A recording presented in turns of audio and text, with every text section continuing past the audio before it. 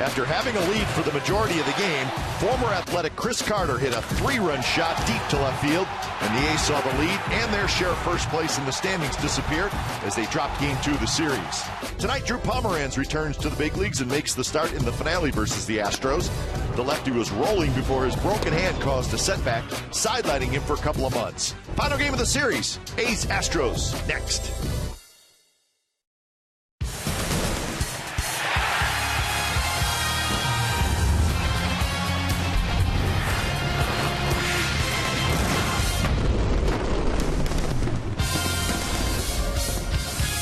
We are in downtown Houston. It rained a little bit this afternoon, but no need to worry. The roof is closed at Minute Maid Park, and Drew Pomeranz back in the big leagues.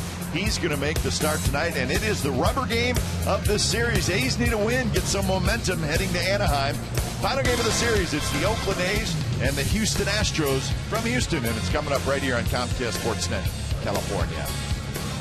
Hi again, everybody. Welcome to Oakland A's baseball, along with my broadcast partner, Ray Fossey. I'm Glenn Kuiper. You saw Drew Pomeranz. He'll be making his 9th start, and Ray, he was pretty good for the A's early on, and now he gets thrown right back into a pennant race. Started in the bullpen, came in the rotation, broke his hand, went on rehab. It's great to have somebody in AAA that they can bring up and make a start tonight, as Sonny Gray will pitch tomorrow night. But Drew Pomeranz, of course, you'll see him pitching out of the stretch all the time. He got very comfortable. He's got a sticky fastball. He's got a little cut fastball, good curveball. He loves the pitch, and especially out of the stretch, where he definitely feels comfortable wearing the number 13. But you can see how he mixes his pitches. He's around the strike zone. That makes it very important for a starting pitcher. Well, the A's have seen enough of Chris Carter in the series. Couple of home runs, 5 RBIs, none bigger than the game winner last night. But the young man is a serious power threat. He's got 32 home runs. When you can have a chip shot to right field, as he did first game of this series, then you know he's strong, because that's all it was. Good fastball outside. He just lofted it out to right field. Fortunately, that was not the game winner. That was a 2-run shot. This was the game winner.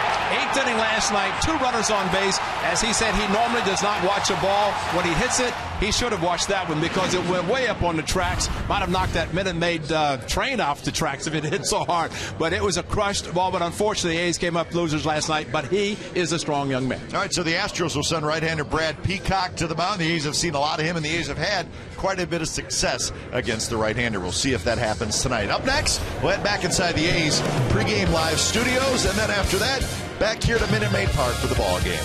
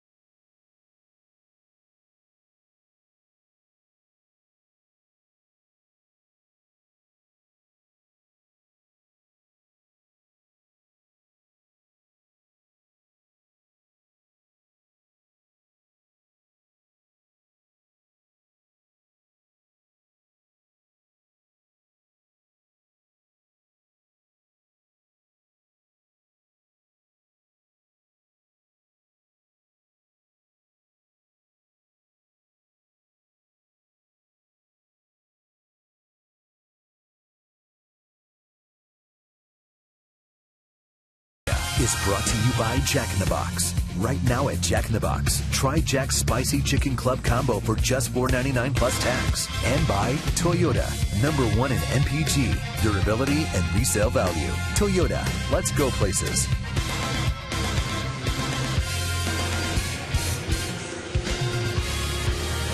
Inside Minute Maid Park for the rubber game of this 3-game series between the A's and the Astros. Dramatic victory for Houston last night. The A's won on Monday night.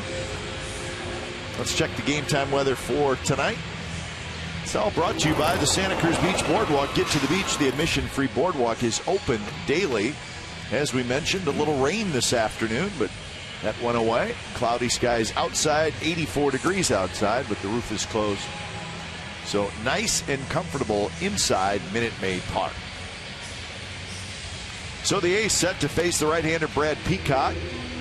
Let's look at their lineup. Starts with those two gentlemen. Coco Crisp will be the designated hitter tonight, and Sam Fuld will play center field. And it'll be Donaldson, Vogt, Moss, Norris, Reddick, Callaspo, and Sogar. And it is right-hander Brad Peacock, and I think if the A's could just forget about the 3 starts he's had against them this year, that would be good, because he has not been very good, and you don't want to get too complacent. Good fastball, mid-90s. He'll throw a couple of different fastballs with the curve slider and changeup, but he has walked a few batters against the A's. He's given up some home runs, and he's not really had a lot of success against his former organization. So the A's hope to capitalize on that, win the final game of the series, and head on to Anaheim for the 4-game series. The defense for the Astros tonight. Robbie Grossman's in left field. Dexter Fowler in center. Jake Marisnick is in right. Dominguez back at third tonight. Gregorio Petit will be the shortstop. Jose Altuve at second. And Jesus Guzman gets the start at first. Carlos Corcoran is the catcher. So Jason Castro will get the night off. So Coco's ready, and so is Brad Peacock. So we are all set for baseball. First pitch of the game is a bit outside. In the games that Peacock has pitched against the A's, he, as Ray said, has not had a lot of success, and his control has left him at times. Total of 13 2/3 innings, 14 walks. 6 in one game, which is a career high for him. And if you have trouble throwing strikes against the A's, they will wear you down quickly. So 2-1. 4th start of the year against the Athletics. That one missed low. No, it's called a strike. Paul Emmel. Toby Baster, Mike DeMiro, and Mike Estabrook round out the umpiring crew for tonight. 2-2 pitch is dribbled third base line. It's got some English on it, and it's going to be a base hit for Coco Crisp.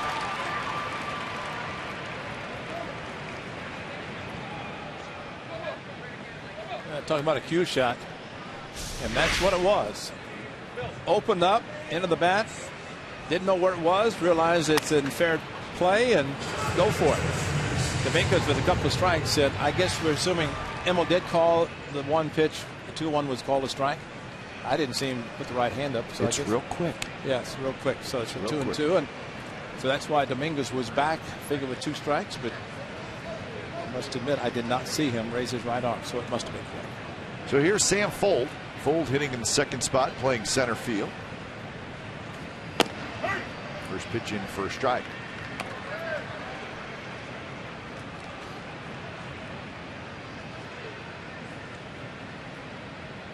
This is the 24th game for Fuld with the A's since being acquired.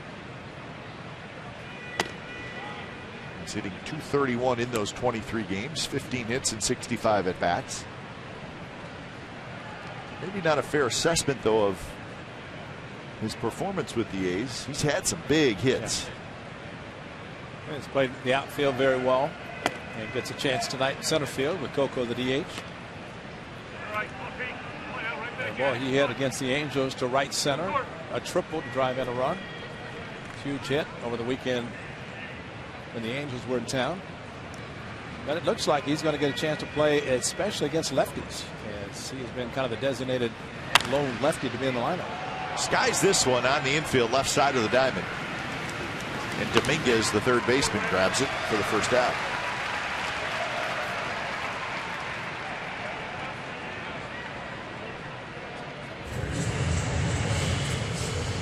So that'll bring up Donaldson. Donaldson 252 with 25 home runs and 87 RBIs, and he's 4 for 7 in the series. 3 RBI night on Monday night. Coco. Haven't had a stolen base from Coco Crisp in a while. 28 consecutive games without a steal, Ray. That's surprising. Well, the one thing that's been bothering him that Bob Millman's trying to at least keep in the lineup as a DH is his neck. And should not, of course, sometimes you slide head first, that could jar a little bit. But I agree. I mean, that's one part of his game that has been missing. This one popped foul back.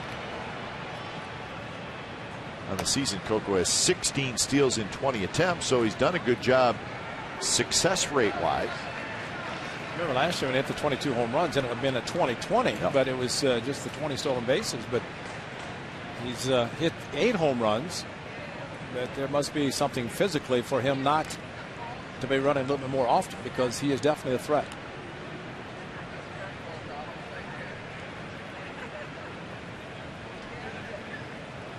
Outfield straight away and infield pretty much straight away. Altuve shifted a bit near second base.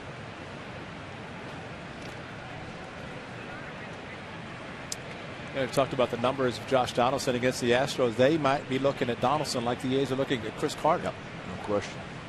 Which means that pitch a little bit more carefully.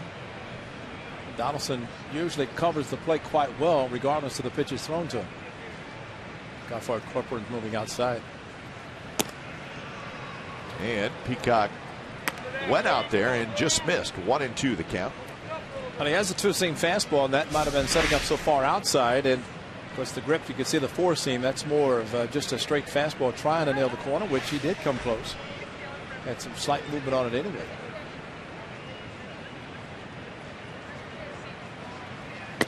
Fastball high. So 2-2 the count. A's come in 77-54, a game back of the Angels in the West. Angels and Marlins will play the rubber game of their series later on. That'll be Alvarez for Miami and Santiago for the Angels.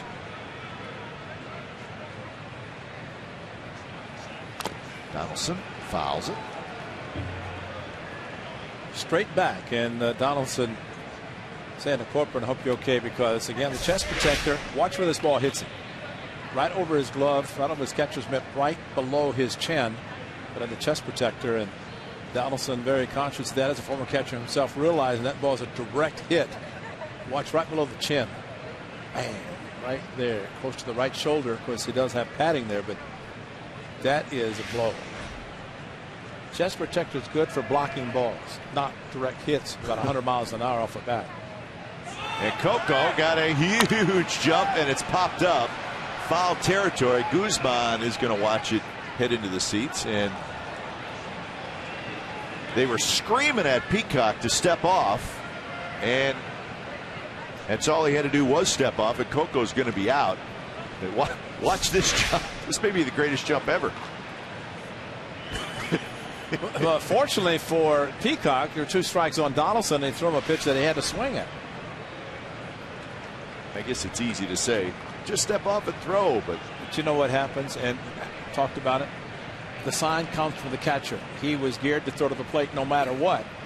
And so no matter what, he was going to give a courtesy. He actually was looking out of his corner of his eye, watching him take off, but he said, I can't throw because I've been directed to throw the ball home. I haven't been told to throw the ball to first base. Yeah, this is a little bit outside. That's a hard breaking pitch. And Corcoran actually played to carry him off the wall, but Coco just stopped actually on that stolen base attempt where he got such a big jump. I think he was waiting for the throw to pick him off. 3-2 to Donaldson. And that hit Donaldson.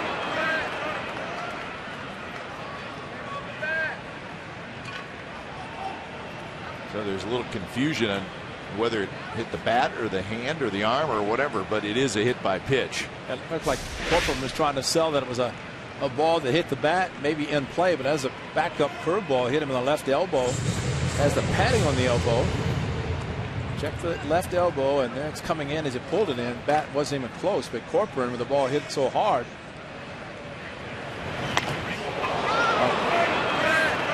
Fortunately, he had the protection on the left elbow. I think the protection may have helped him out there. Right.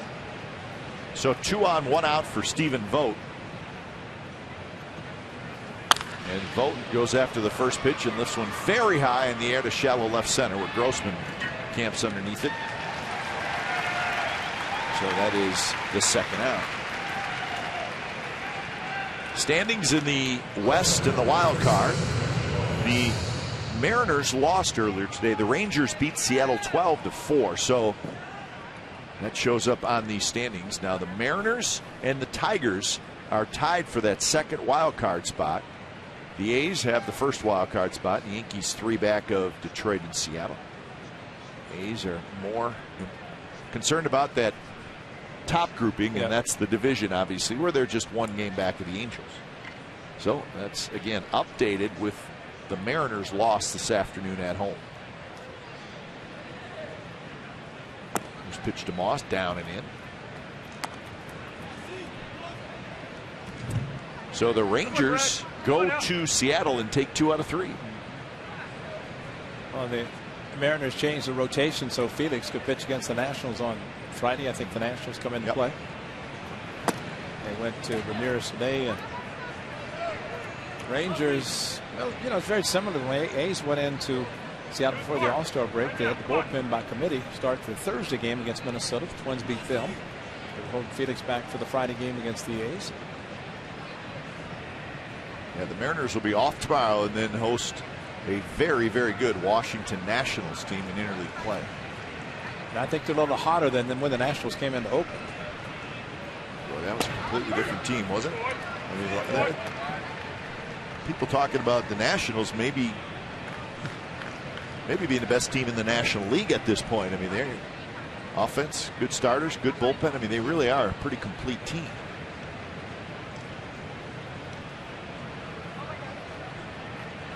One pitch, swing and a miss. So now it's 2-2. 22 pitches in this inning by Peacock. Well, a high fastball, and Brandon Moss had a higher strike called on the 2-0, and now the swing and a miss on the 2-1.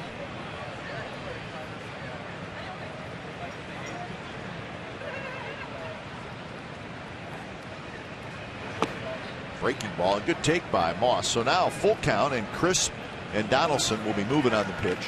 You know, he just threw a fastball by him, and then comes back to a breaking ball. I was kind of hoping it was going to be a strike, because Moss might have put it in the seats. Sometimes you have to watch the hitter. He'll tell you catch up to a fastball, and the elevated fastball to Moss was a pitch that he was not able to make any contact. 3-2 pitch is inside, and he walked him. So we're seeing it again with Brad Peacock. The control is just not there.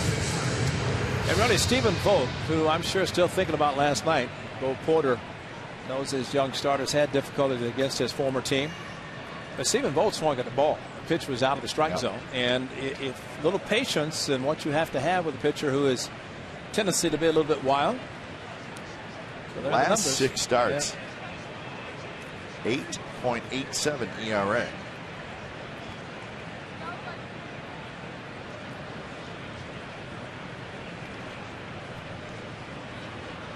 So here's Norris, bases loaded, 2 outs here in the first.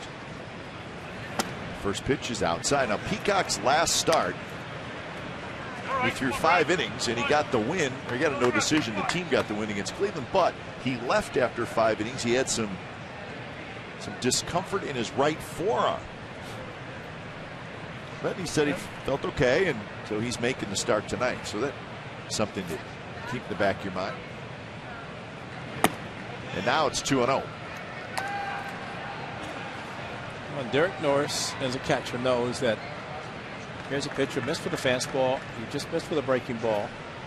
and see if he loads up a little bit earlier, expecting to get a fastball. I don't know that Peacock would want to miss again and go to 3-0 with bases loaded. So this is the time to be selective. Look for it in the zone. And on the outside corner, didn't have to be, but it's called a strike by Paul Emmel. Might have been worse than the first pitch they threw him was called a ball.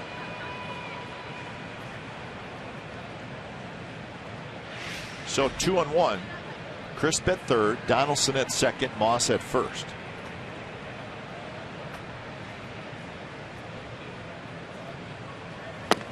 Same spot this time. Norris swings and misses, and that's the case right there, Ray, where Norris says, well, I got to swing at it because it was called a strike the pitch before. And that's about the same spot.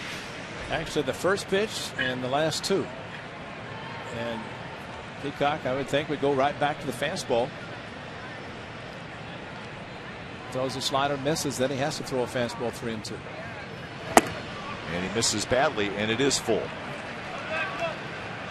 29 pitches here in the first inning for Brad Peacock.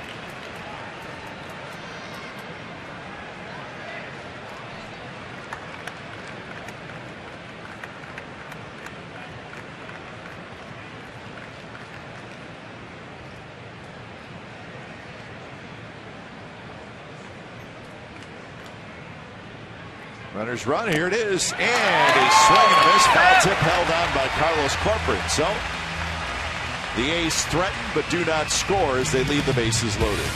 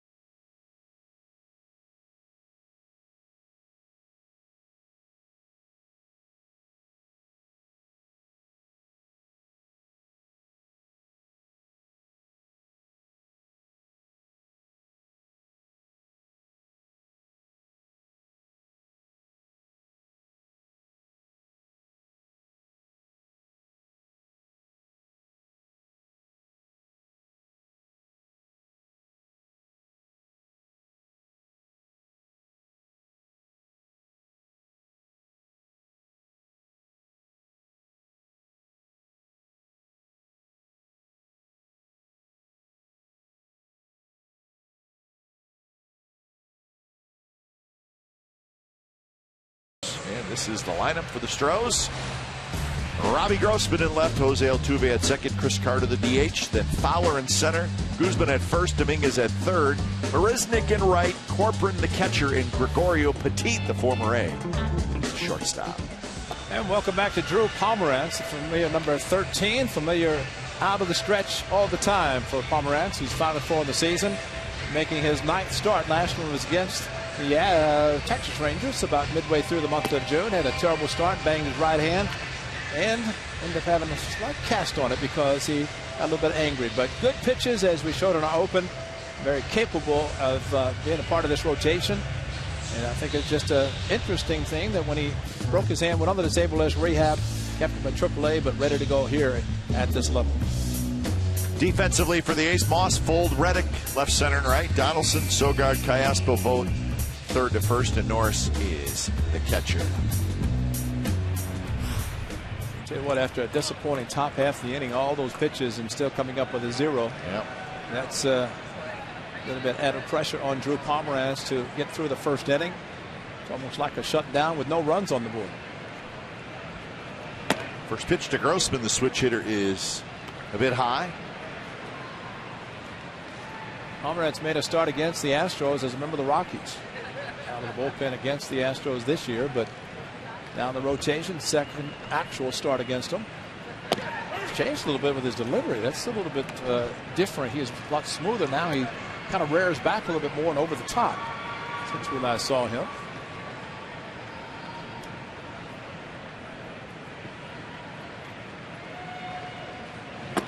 Breaking ball, 2-1 to Grossman.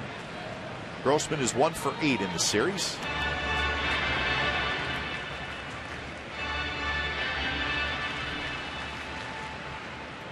Grossman a little bit better hitter statistically, right-handed than left-handed, although not a huge sample size right-handed. He's only had 35 at-bats right-handed, so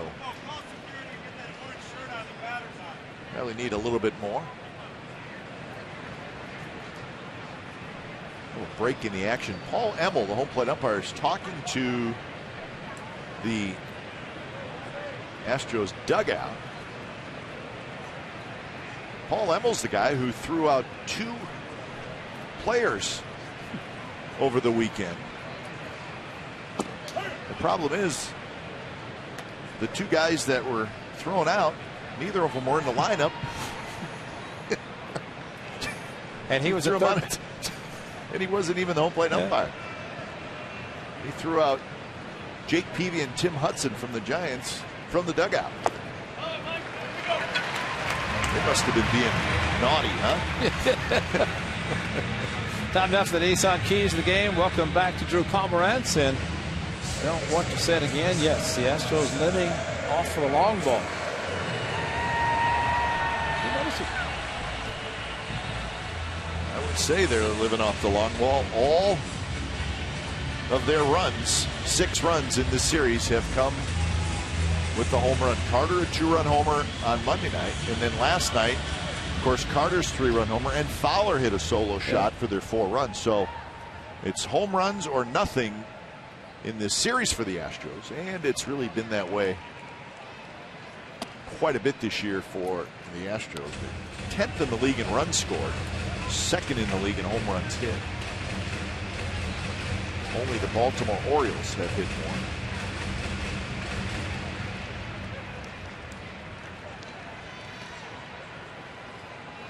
1-0 to Altuve.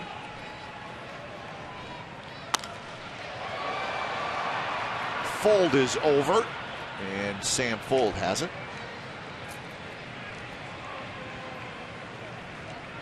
Well, it is a different delivery, and actually takes a little bit longer to get rid of the ball than when we saw him before. But watch how he drops his hand way back and then comes way over the top. I mean, it's just. I mean, the first time he made his first pitch, I said, that's different. That was what we showed on our open. It was not. It was more of a before. He went on the disabled list and went to the minor leagues, but he must have worked on it, must feel comfortable doing it. The concern is how long it takes him to release the ball, especially out of the stretch. Grossman, good lead, and he's got a little lean going as Carter steps in, takes outside. 32 home runs, 77 RBIs for Carter. 3rd in the American League in home runs, 4th in Major League Baseball in home runs.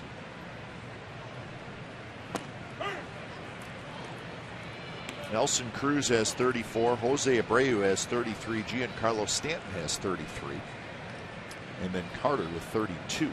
I think you said it best. When he hits them, they're a moonshot. Man. You just hope they're straight up. He might hit this roof before his career's over. Well, even his pop-ups are impressive, exactly. If that's possible.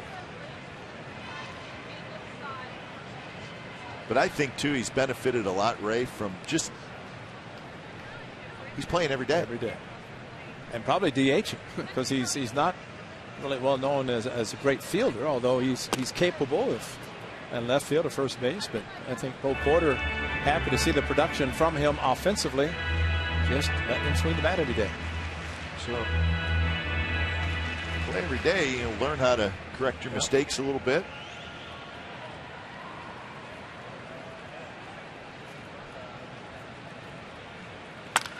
That one's bounced on the ground to the shortstop. Sogard kicks it. They'll get the out at second. Carter will be aboard at first. Well, actually, what Carter just did was what Ferguson's trying to do with this one, but not there. He wanted to have the pitch really sink down as he had done it with the first pitch, but boy, that was crushed. That was a swung on gone. This should have been back in the dugout for the A's. That was a tailor-made double play, and unfortunately, good hands of Sogard couldn't handle it. So lots of fastballs he hits out of the park, and pretty much a pull hitter.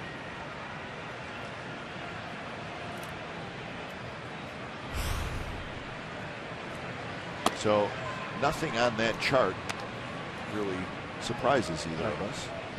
He is a pull hitter, but we saw him on Monday night. Hit a lob wedge out of the ballpark. Right field. That was about it. Lob wedge. And that one's hit toward right center. Hit well. Reddick on the move. Still on the move. Reddick makes a terrific running catch. Saved a run. So Reddick showing off the Gold Glove. Why not? No score after one.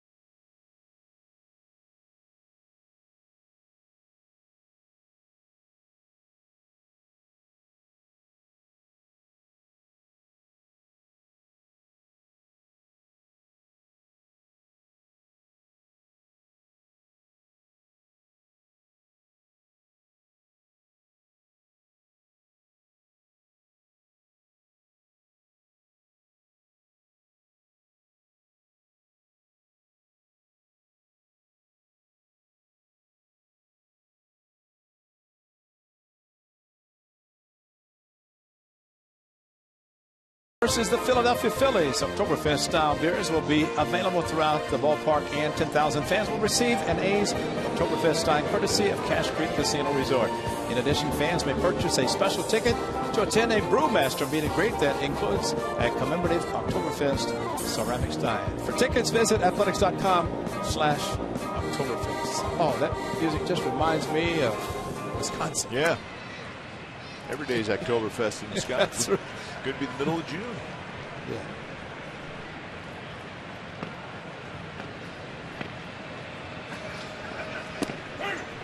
So 1-1 to Reddick.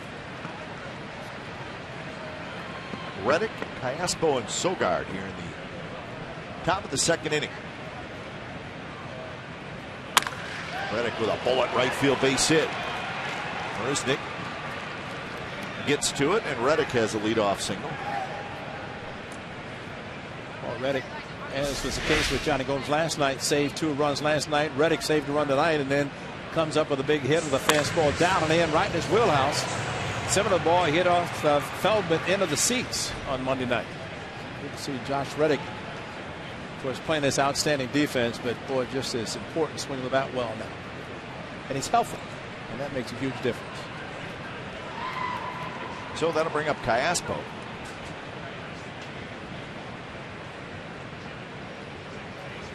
Callaspo, torch short. Nice play by Petit out at second, back to first, double play.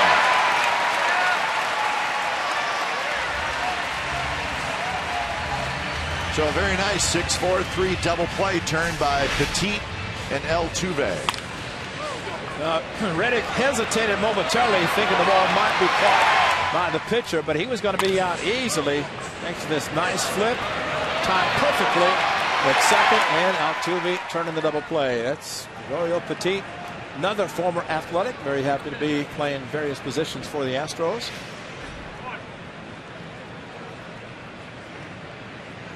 Seeing the replay, that play was even more impressive than originally thought. So here's Sogard. Sogard takes inside. Well, as Bo Porter said about Petit, he said he's my secret weapon. Making a play like this, you can understand why. Because that ball was right on the bag, kind of beating Altuve to the bag. Caught it perfectly and made the turn. So 2-0 to Sogard, who's getting the start at shortstop tonight.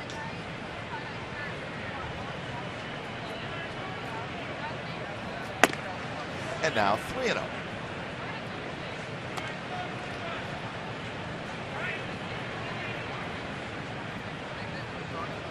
Good numbers for Sogard against Peacock. 6 for 13 in his career. It's a strike.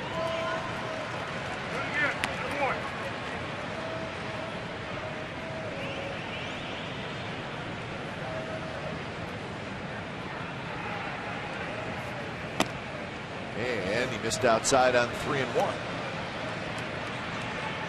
So a 2-out walk.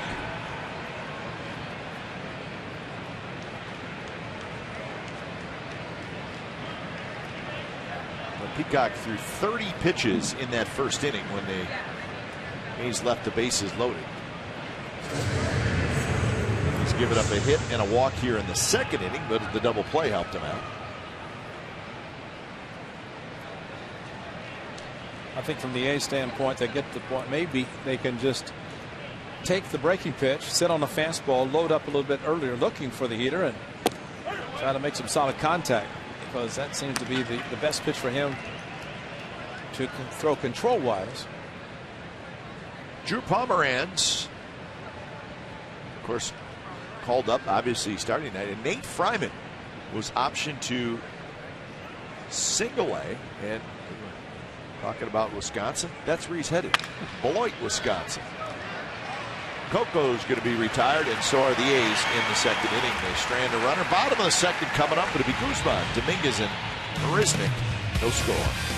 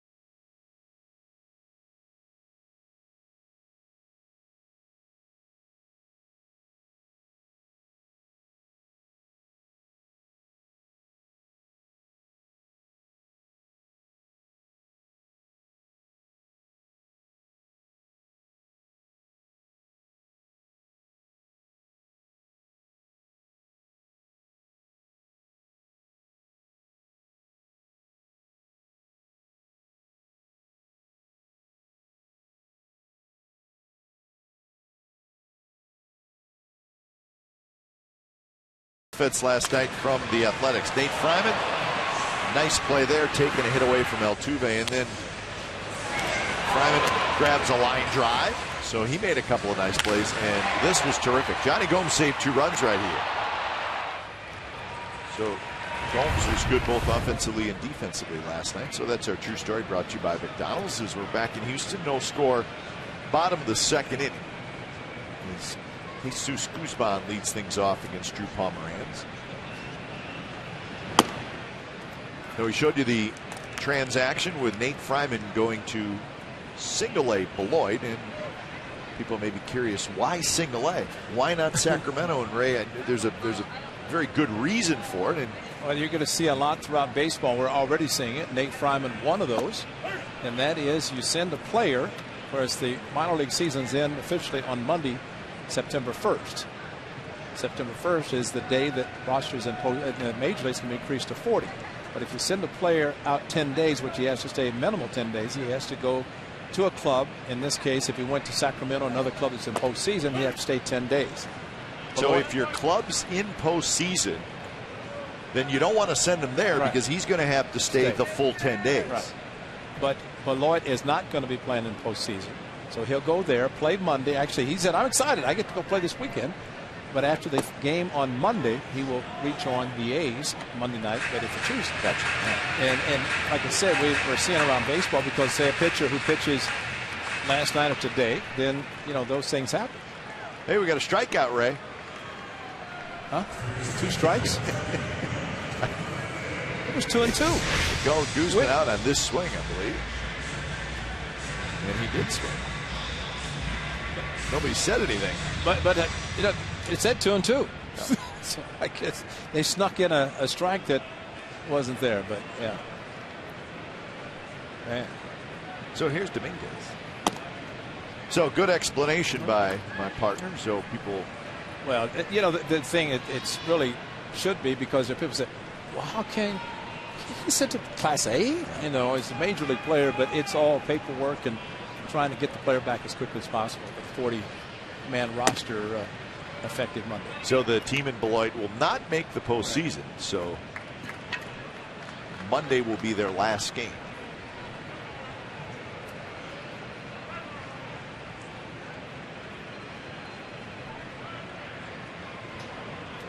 (2-0) to Dominguez. Fouls it back. So Nate will spend 3-4 days in Beloit. Although I thought I heard Mickey Morabito say that they're not home until Saturday. They play Saturday, Sunday, Monday at home. Right. So he's going to travel with the A's to Anaheim and then fly out of there to Beloit to join the team there. Breaking ball is high to Matt Dominguez. As the old saying goes, when you get optioned to the minor leagues, I think you have 72 hours to report. And you usually take the full 72 hours. When you come to the big leagues, you're there in about a half hour. Yep, that's right. Can't wait to get to the big leagues, which is understandable. 3-2 now to Dominguez, who was out of the starting lineup last night. Hey, Cap, if you think back to last All-Star break, remember Sonny Gray came up prior to the break. Dan Strady made the start. Pittsburgh was option because they wanted to keep him in the rotation. And with the 4-day All-Star break, he started, was not going to start again until after the break. And you can, of course, rearrange your starting rotation. Sonny Gray came up, got a couple of appearances out of the bullpen. On the right field line, and it is going to drop foul.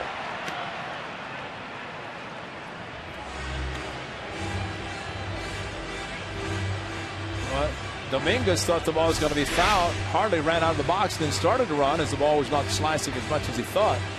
And it did, but not by much. That's when you run hard and then you go back after it's ruled foul, but you cannot assume a ball is not going to land in fair territory. Embarrassing thing, hit a ball down the corner, end up with a single. So a full count, Dominguez in an 0 for 14 slide. This one is popped up. Norris coming back near the screen, and not quite enough room for Derek to make the play.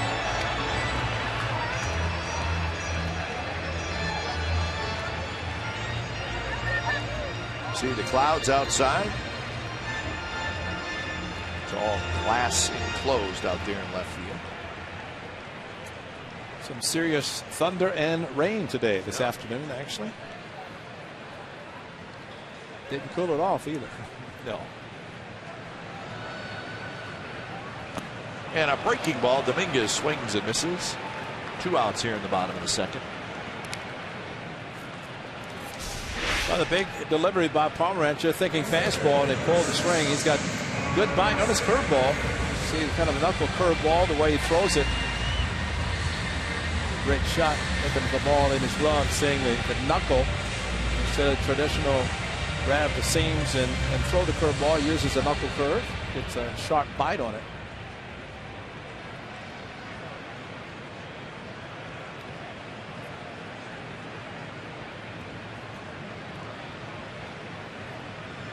So 2 outs here. Jake Marisnick, first pitch strike.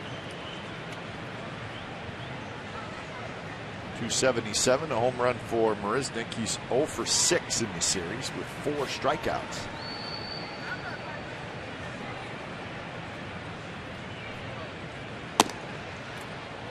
George Springer was taking batting practice again today, hitting him up on the tracks. He put on a show again. Kind of reminded me before they put the green monster seats up in Boston. It hit all the balls up the net, and the Jimmy Fund would get all the balls that they would donate for charity.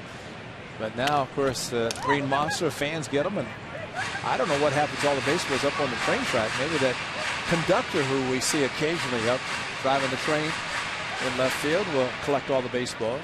There he is. Like to keep him quiet. He gets a little bit. He gets worked up. Oh, he does. Yeah, he did last night. He loves his TV time. Marisnick went around, and the tag applied by Norris. So Drew Pomerantz strikes out the side in the bottom of the second. No scores. We head to the third.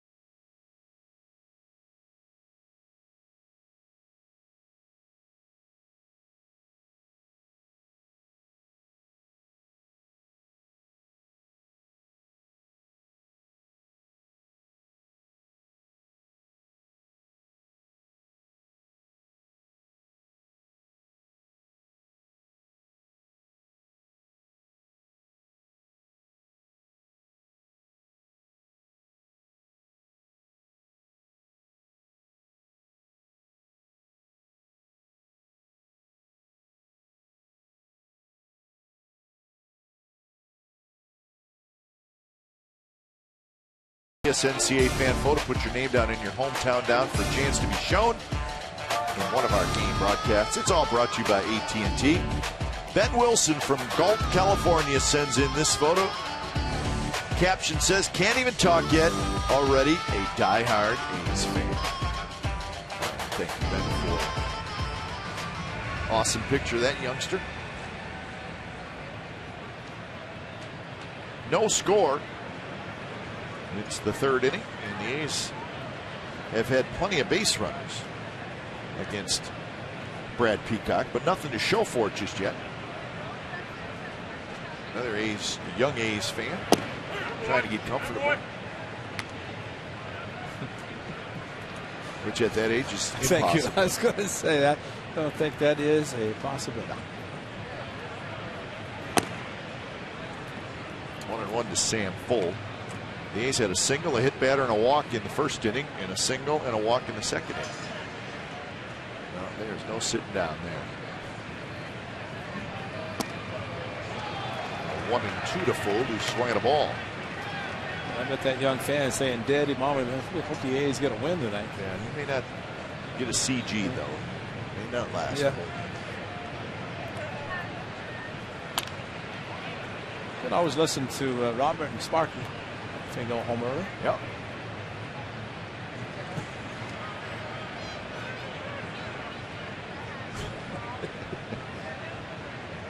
That glove could be broken in just a little bit.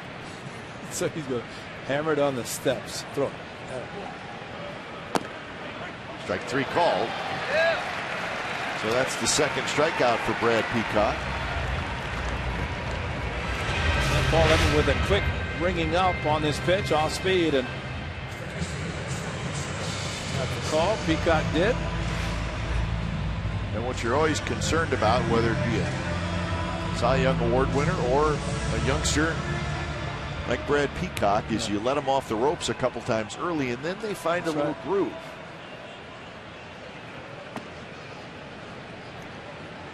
Donaldson was hit by a pitch in the first inning.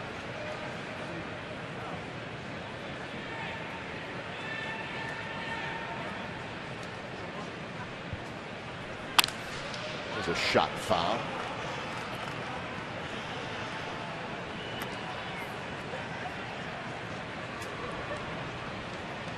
I would have to think that Bo Porter and Red Straw, manager pitching coach, have to be thinking about a bullpen, because in the starts by Peacock, he has not gone much more than 5 innings, if that, but 80 to 90 pitches per outing. So he does throw a lot of pitches.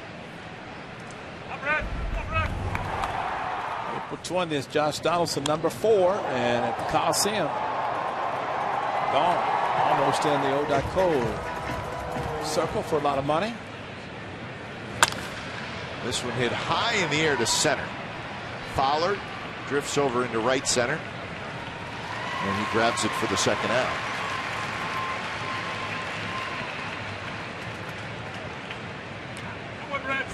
So Vogt will hit.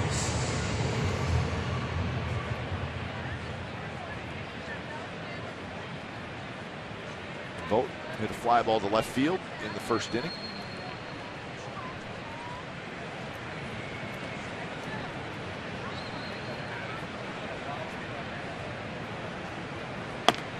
Not close with the first pitch. So not a lot of command for Peacock with off-speed pitching. Which again, as a hitter, you recognize that, and just try to loading up, as that means you're getting prepared to hit a fastball. And there it is. And if that's the only pitch you can throw for a strike, you might expand your strike zone, but be prepared to hit the fastball. And get an off-speed pitch up until 2 strikes, you take it. Wow. So now 1-2 with a couple of fastballs in for strikes. And those are pretty hittable fastballs. Those are straight. Those are 4-seamers straight. About 92, 93 miles per hour.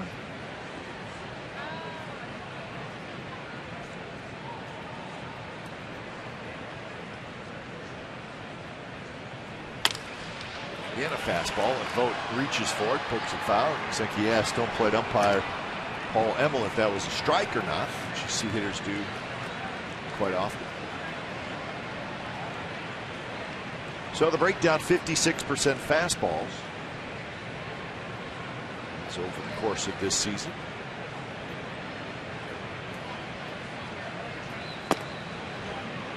And now 2-2.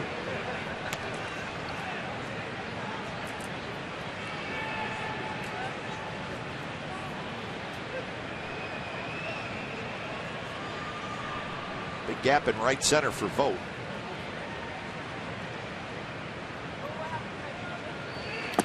And a slider, and he got him swinging. It's a good inning for Brad Peacock. Couple of strikeouts. Bottom of the third coming up. It'll be Corcoran, Petit, and Grossman. No score.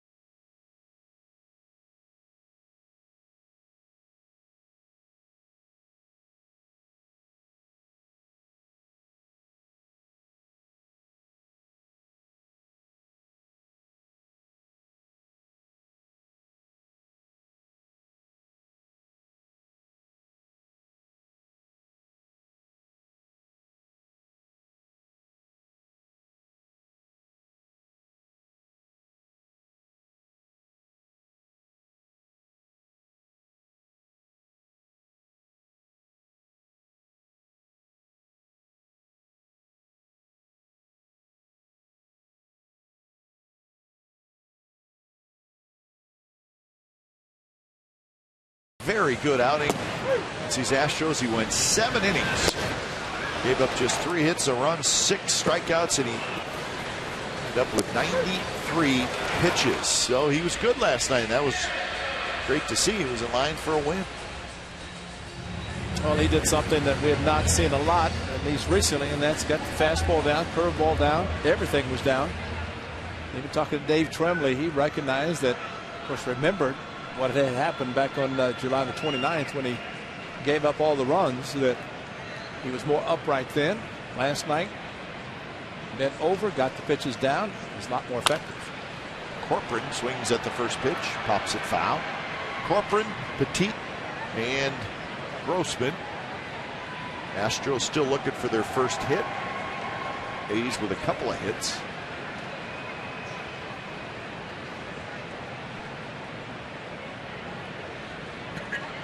Giovanni Soto on the right.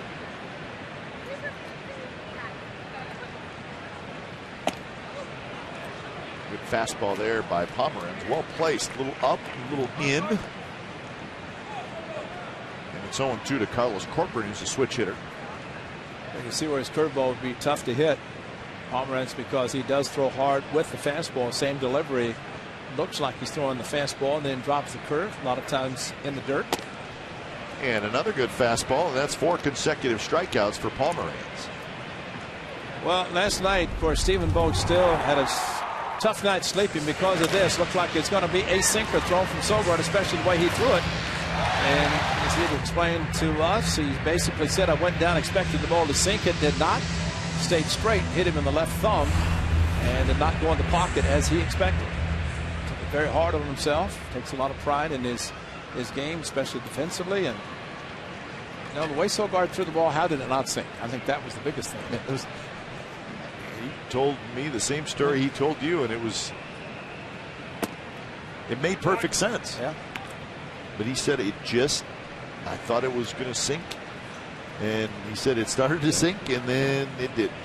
But he turned his first baseman's mitt properly. He didn't try to snatch at it and miss it that way. He turned it up like he would a catcher's mitt to block a ball and catch the ball close to the dirt.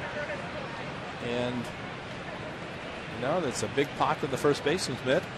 Got him right in the left thumb. Of course, the thumb missed the pocket, unfortunately, but and it was a huge play. And I think you made a great point. Obviously, you have it an out, and it's not an out. Okay, now you got to run on first, but then you thought that Gregerson maybe kind of quick pitched a little bit, and he hits Altuve. Yeah. Thinking that Grossman might be running, so did a little quick pitching, and which is a little bit unusual. And then they try to get a ground ball double play from Carter. Next thing you know, the A's are shocked in the bottom of the 8th inning, and I think this was it. When it happens early, it's one thing. In the 8th inning, it's the worst. It's very tough to recover. Shot toward the gap. Moss coming in, dives, can't get it. Kicks off his glove. Petit's going to try for second, and Full's throw is a bit late. Gregorio Petit with the double, and that's the first hit for the Astros. Well, Brandon probably did not have a chance really to catch the ball. Went into the dive, came close, and maybe a lot closer than it looked initially. And into left center. And the dive ball at least hit him over to Vogt, who was backing up, but he had a few steps to run, and Petit did not break stride once he hit the bag. Saw the ball drop, and great effort by Moss. Just came up a little bit short, being able to make the play. So 1-out double, and here's the top of the order, Robbie Grossman.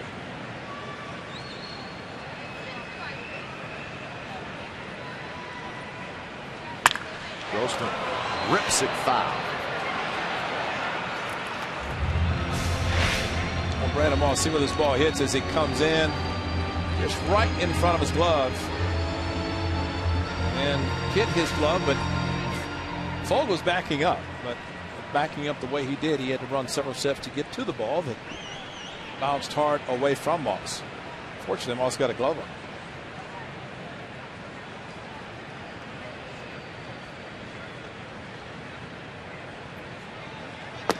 Good curveball, and it's 0-2. Grossman walked in the first inning. Altuve will hit next.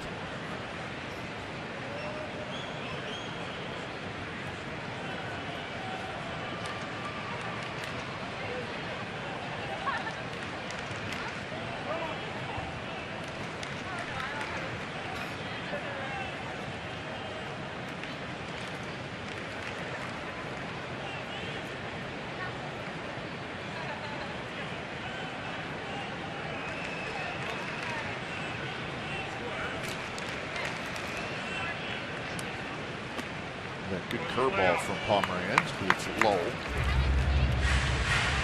The key for Pomeranz when he throws the curveball is to throw it hard. And did a good job of Norris blocking some of the curveballs in the dirt, especially with 2 strikes. And have to look at a similar case with the runner at second. But the harder the curveball is thrown, least likely that the hitter is going to be able to recognize it and make contact.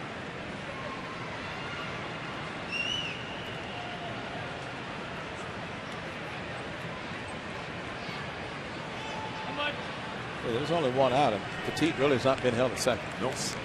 He's getting a pretty good lead. Aspo went over, and I think Pomeranz realized that and at least spun a little bit to try to keep him close. He's got a walking lead. Not going anywhere, and the pitch is high, 2-2. It's got to be tempting, though, for Petit. Sure. Surprisingly not. I mean, he could get quarter of a way to third base. Of course, get back easily if somebody should break behind him.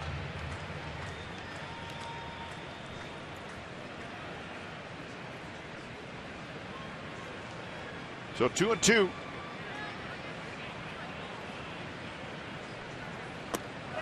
Good pitch, backdoor breaking ball, and that's 5 strikeouts for Pomeranz.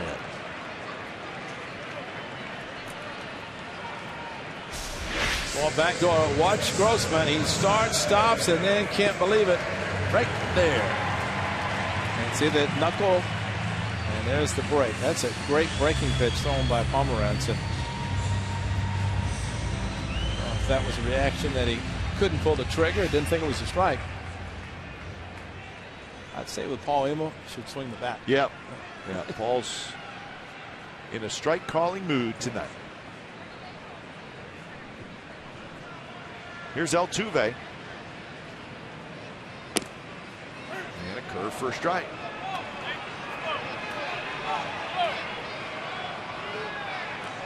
Wouldn't be surprised if Paul Emmels may be hearing it from the first base dugout just a little bit.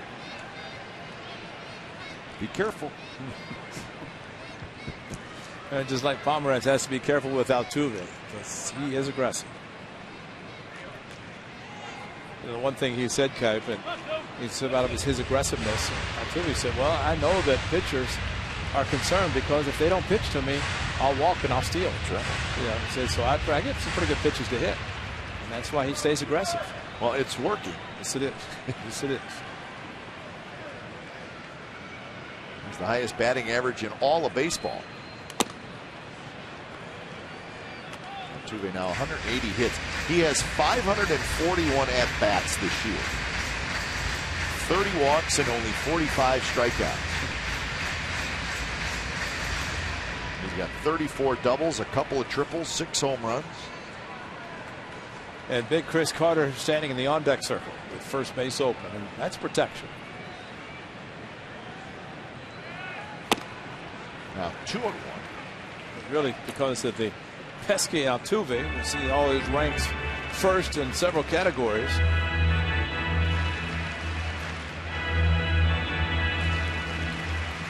So coming into his own. And there's the big man. At least the dangerous big man, according to the Athletics, the way he's hitting. And now 3-1 to Altuve. All 3 pitches outside. I threw him a curveball first pitch that was a questionable strike called by Paul Emmel. Then the 3 fastballs outside.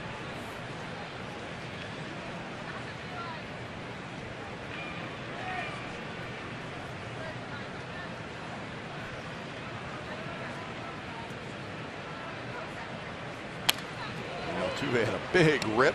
May not have been a strike. How many walks? 30. Hey, he wants to drive and a run. That's right. Okay, I agree. A little bit. I agree. And he knows Chris Carter's behind him, but you're right. I mean, he's aggressive, and the walks and the strikeouts, as few as they are, says a lot about the number of plate appearances and the amount of times he puts the ball in play. He probably does not have a lot of swing and misses.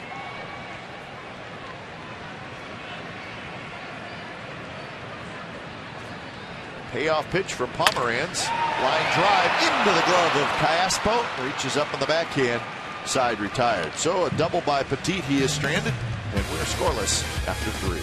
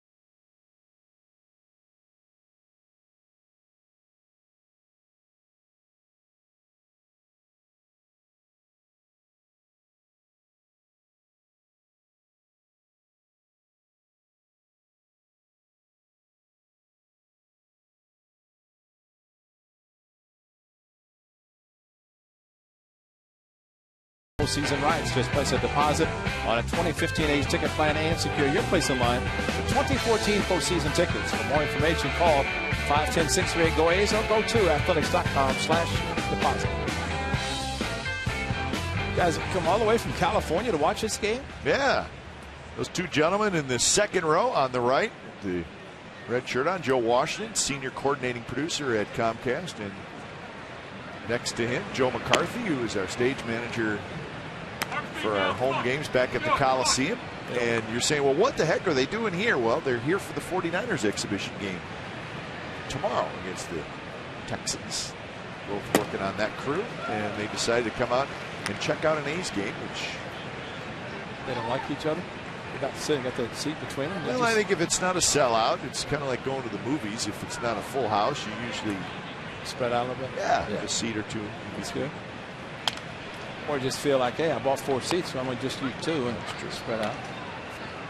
So it's good to see those guys coming out to a ball game. They'll be working hard tomorrow with the exhibition football game. Tomorrow's only Thursday. Oh, that's right. They have a different schedule for exhibitions. Yeah, they move it around. So I always defer to you about the football, because I know that. And that's why I defer to you about baseball, right? Go to the expert. Well, we need our guys out there to get a home run ball in that second row. Maybe Moss will drop one into the Crawford boxes. Watch Joe McCarthy and Joe Washington scramble after. Joe, put your phone away. And then you're here to enjoy a baseball game.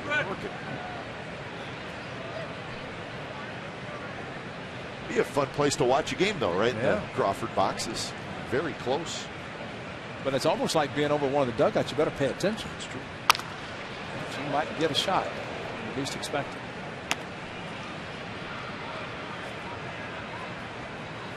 Moss, Norris, and Reddick for The Athletics here in the 4th inning. A's with 2 hits, Astros with 1. A's stranded 3 in the 1st, 1 in the 2nd. Strike 3 called on the inside corner. Pretty good pitch by Brad Peacock, and as Ray said, Paul Emmel, looks like he's looking for strikes tonight, and nothing wrong with that. You know, and I think from the A standpoint, they might be looking for certain pitches, certain location, and I don't know that Peacock's necessarily throwing it to the location where Corcoran is catching it, but he is kind of expanding the whole plate, using the whole plate. In fact, to Derek Norris, the 1st inning, 3-2, Corcoran set up right in the middle of the plate, said, here is the target, throw me a strike. Didn't want to walk you, and threw a 3-2 fastball by him. Good breaking ball there from Peacock, maybe the best one he's thrown so far in this game.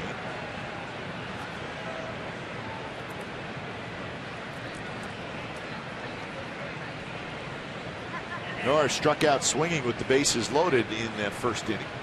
It was the final out. Dominguez grabs it, foul ball. So Dominguez fielded it behind the bag, so Mike Estabrook made the call. Who's that guy? We're used to seeing him in Arlington. That's right. Nolan Ryan. Ryan Express with his wife. That's, of course, the father of Reed Ryan, who is the president of the Astros and one of 3 teams that's retired his number. The Rangers, the Astros, and the Angels. We'll see number 30 when we go to Anaheim tomorrow night. Strike 3 called, are down around the knees. Norris is chatting with Paul Emmel. Well, it's a fastball again, and see the movement. Corcoran, maybe Derek Norris saw where Corcoran had set up, but a lot of 2-seam action on the fastball. Height-wise, right at the knees.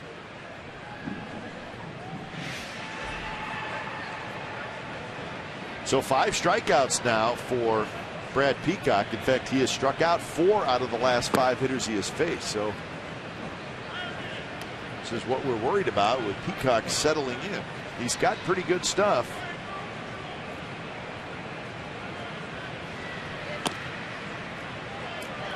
Two and 0 now to Reddick, who lined a single to right in the 2nd inning.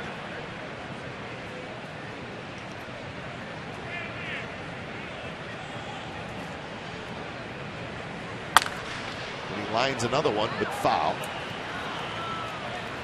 Reddick seems like he's on everything. I mean, it's to the point of the way he's swinging now. And almost that if Peacock and Corcoran are looking at it thinking they don't want him to beat him, because he's recognized the pitch is out of the strike zone. Got a fastball just a little too quick, pulled it. High fastball. I feel too good. And that one had a little giddy up behind it.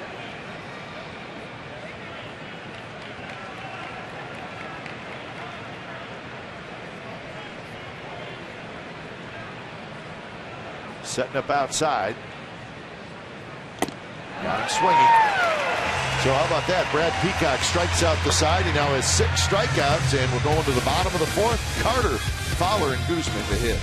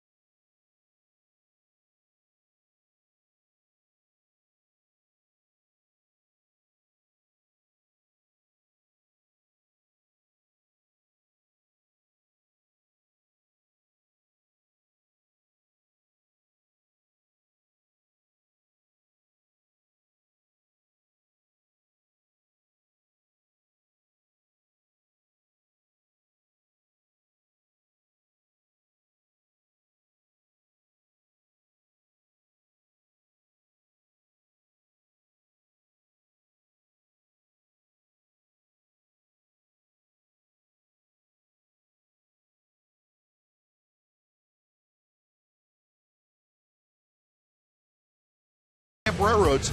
Kick up your heels at Roaring Camp's free heritage events all summer long.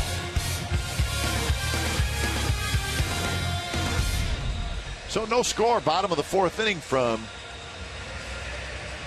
Houston. Ferris wheel nearby. So you can do that, or you can come on over to the ballpark.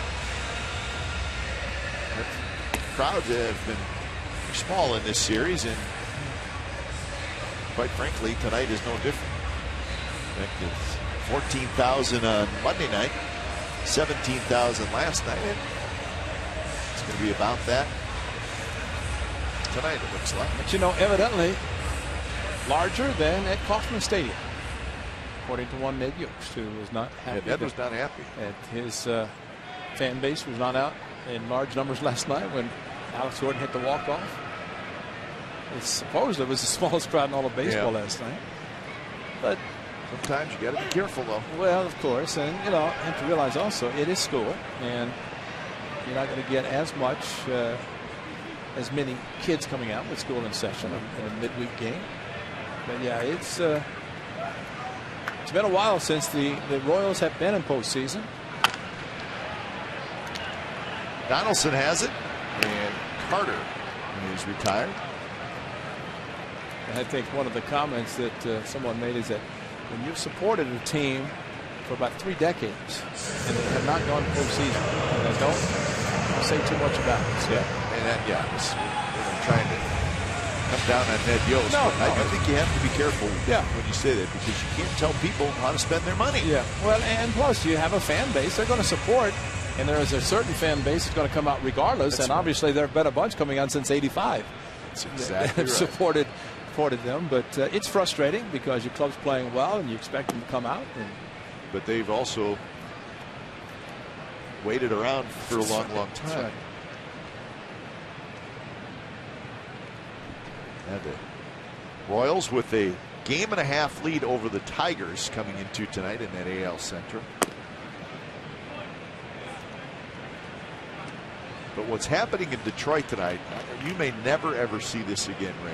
I'm going to tell you what happened. The Yankees are leading the Tigers 8-1, and that game is through 5 innings. And in the 3rd inning, the Yankees got 9 straight hits off David Price. No. 9 straight The hits. same David Price pitched a one-hitter in his last start. He did not get anybody out in that inning, and the Yankees scored 8 times. Now, the major league record for consecutive hits by a team, Fowler drives into center field for a hit. The major league record is 12. The American League record is 10. Yankees got 9 straight. 9 straight hits, and that was it. They took them out. They went 8 for 8 with runners in scoring position. That's hard to believe. It's unbelievable. It really is. I mean, especially with David Price. It's hard to imagine with any pitcher, let alone David Price. Wow. So the Yankees, who are hanging around, have again a big lead in Detroit, and they knocked David Price out in the 3rd inning.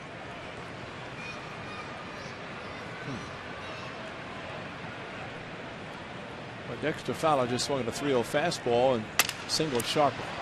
See if the A's can turn 2 out at second. Throw to first is wide, and Vogt has to reach up and come off the bag to make the catch. So the A's get the out at second base. Well, Kai Espel had plenty of time to turn the double play. And maybe tried to turn it too quickly. Broken bat, as you could hear. But he had it and just came across. And you're going to see a good throw. A's are out of the inning. And these are the little things. And even the first inning, in which Chris Carter hit a tailor-made double play, A's could not and did not turn the double play. Unfortunately, it was Reddick making the play on Fowler. This time, a double play ball that ended up as a fielder's choice.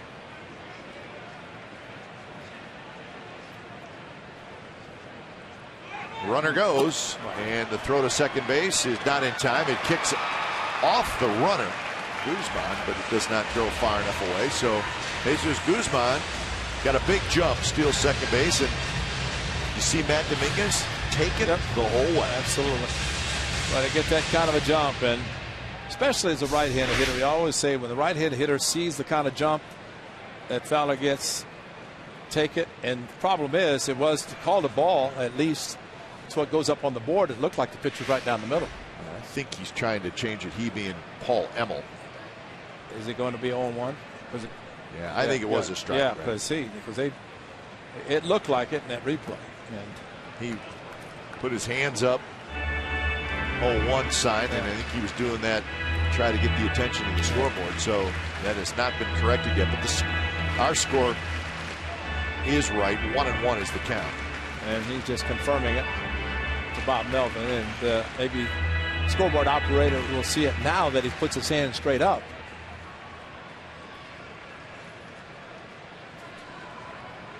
Dominguez struck out in the second inning. 5 strikeouts for Pomeranz.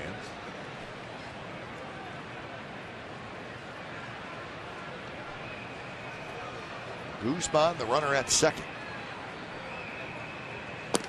Good curveball, 1-2. Sharp curveball, thrown hard, and then again, this is the key. Watch him start, can't pull the trigger, and because it's thrown that hard, that's why you throw a softer type curveball. Hitters can plant the front foot, get full, keep the bat back, and still make solid contact. Harder, the better. Another curve. This time it stays high. 8 for 8 runners in scoring position. That in itself is. Well, I guess you get 9 straight well, you got 9 hits. hits, but I mean, just the fact that runners in scoring position, that's usually if you get 2 out of 10 or. Yeah, you feel pretty good. Yeah.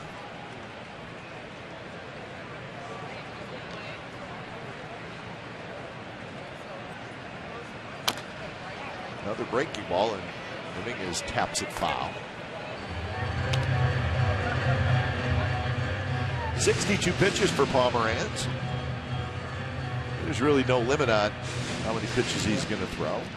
Actually went 8 innings in AAA. He said he was happy to be able to go deep in a game.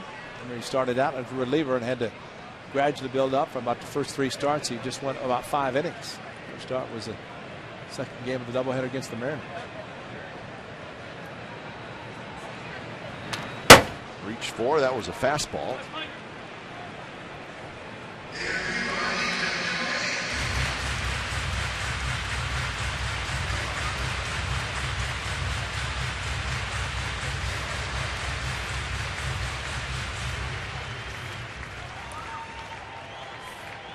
It's a good battle here with a runner at second, 2 outs, and no score in the game.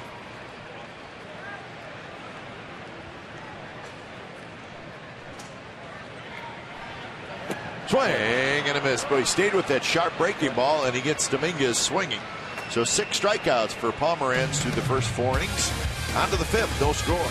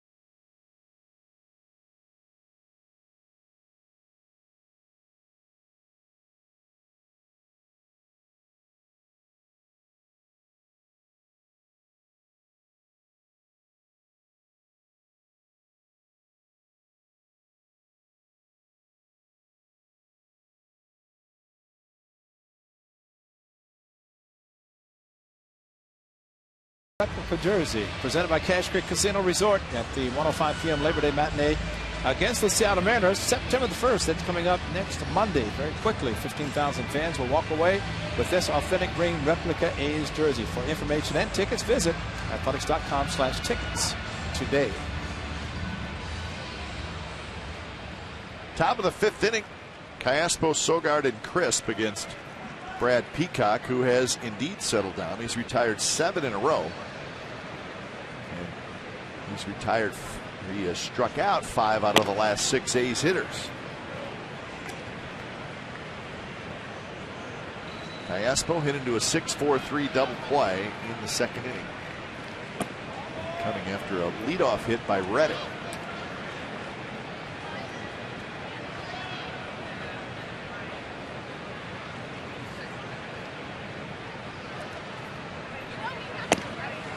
High, 3-0.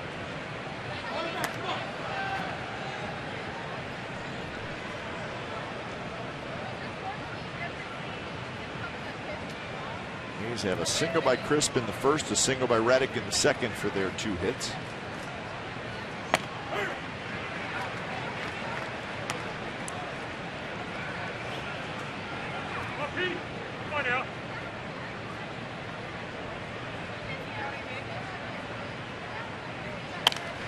High and foul, so 3-2 the count. Peacock has come back after falling behind 3-0.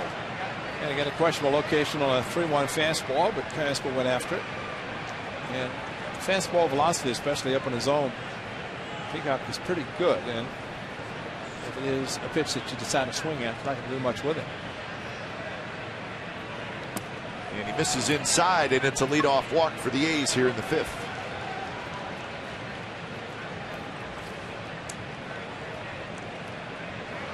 So that's the 3rd walk by Peacock. He has also hit a batter. If you keep giving opportunities to good offensive teams, at some point they're going to bust through. And he has given the A's plenty of opportunities. Well, you'll enjoy these numbers. The game on the 25th of April that he started against the Athletics here. Remember the game that took forever? Like 5 innings, 92 pitches. There were 214 pitches thrown by Peacock. The Astros starter and relievers. 92 of them by Peacock in 5 innings.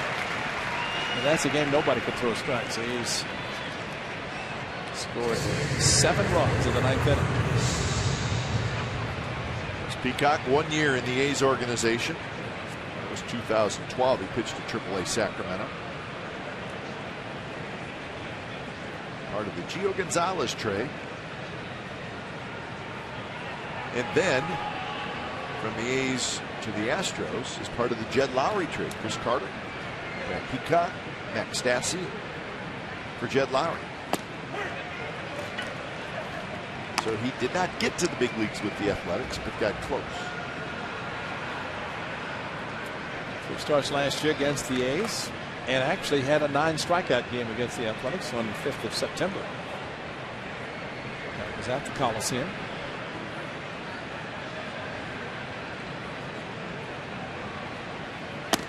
Inside with a fastball. So 1-1 to Coco Crisp. Has that single in the first and then a ground out in the second.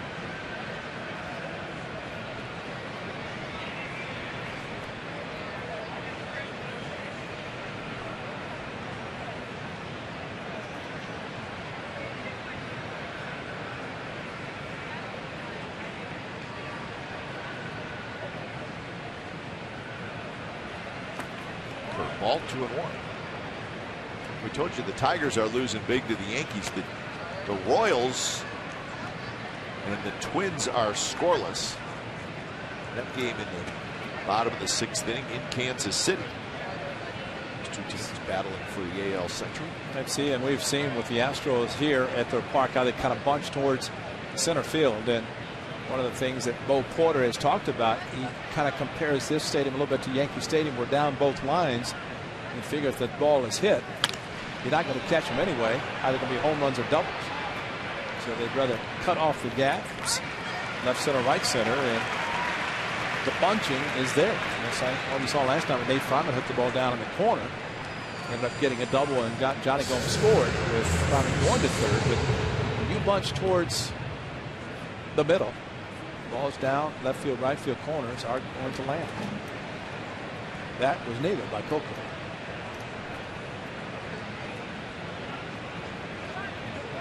So 2 outs for Sam Fuld.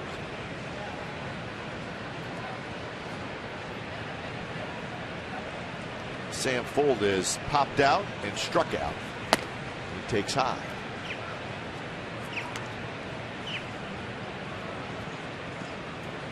Well, both teams kind of looking for that first clutch hit in this game. Neither team has one yet.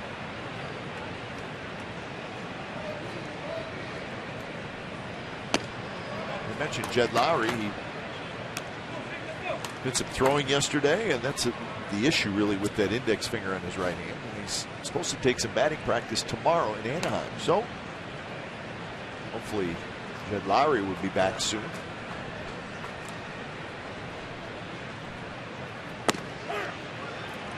Now the difference for guys on the disabled list, they could actually go to at AAA, Sacramento, or any place in postseason and get the rehab assignment in, but could be activated in a time. It's just when your option, as Nate Fryman was, you have to stay at least 10 days unless the season ends, as is the case with Beloit. Peacock a little frustrated. He really has a problem only when he tries to overthrow. Yeah. And if he's just nice fluid motion, he's usually around the strike zone. Corcoran sets up outside, overthrows it, ends up inside.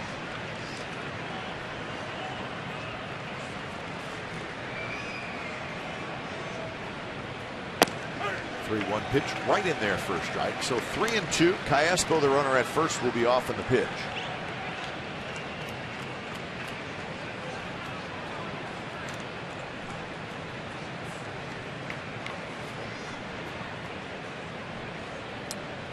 Well, you'd like to think he's going to get a fastball. And it's bounced foul. He did. It was on the inner half, and it went right up over the Astros dugout and quickly into the seats.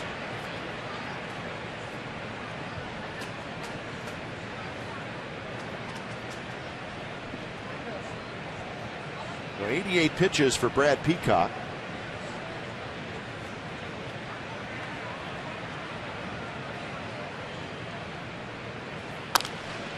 Again bounced foul.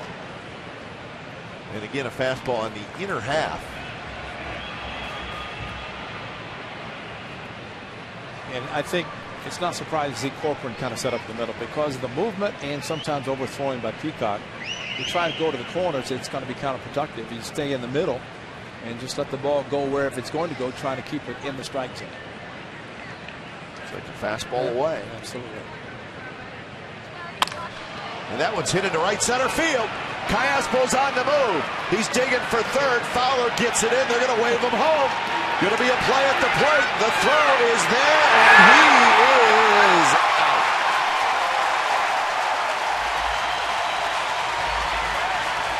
So a very well executed relay by the Astros, and they cut down Callaspo at home.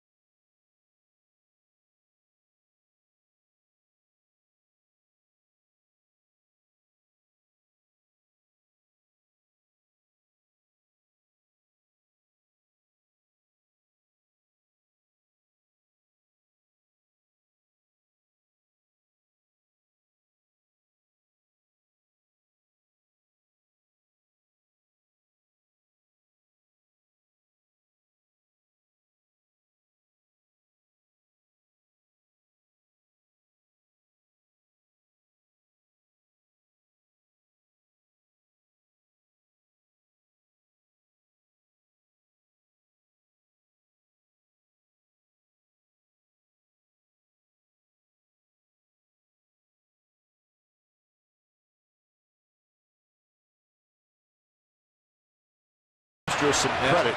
Very nice relay work, and they executed defensively, and they cut down Callaspo at the plate. You got to make 2 good throws, and they did that. Well, it seemed like with Callaspo, he's running on the 3-2. Nobody's holding him on. The question is if he's running straight to the bag, because he took a big wide turn around second base. I mean, it seemed like it took him forever to get to third. Of course, by the time all those things took place, he was out by plenty. And the relay by Fowler to Petit, and a perfect one-hop throw to Corcoran, and he had the ball in plenty of time. Gave him the lane, didn't block the plate, so no problem there. But I think it's just the big route that Callaspo took going around second that really slowed him down. It's almost like he was running for a steal, but it's 3-2, 2 outs. So any contact, he's going to make the turn going to third base, but almost like he was running to second in case it was a strike him out. But that would have been a third out anyway, and no throw. So this is Jake Marisnick.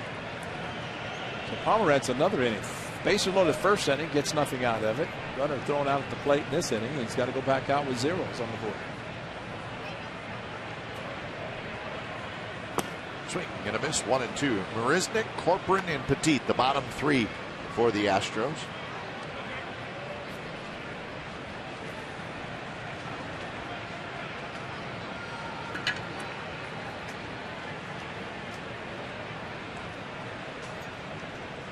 Marisnick struck out in the second inning, and he flares this one down the right field line, and it is caught. Marisnick stood in the batter's box for a while. Reddick was able to get over there and make the catch.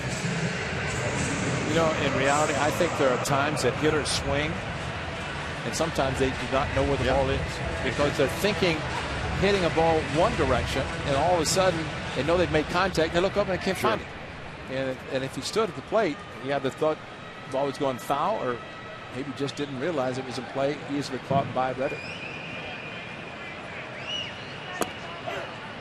First pitch down around the knees, a strike to Corcoran.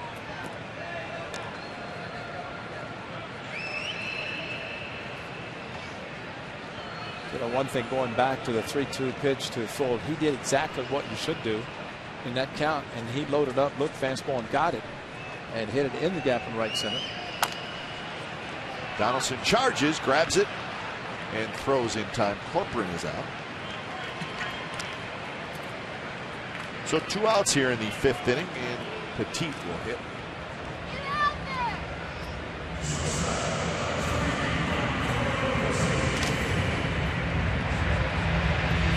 Petit had a double in the 3rd inning.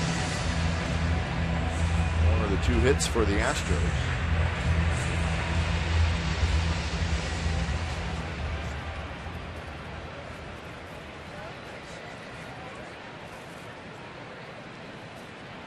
Petit started at 3rd base last night, at shortstop tonight.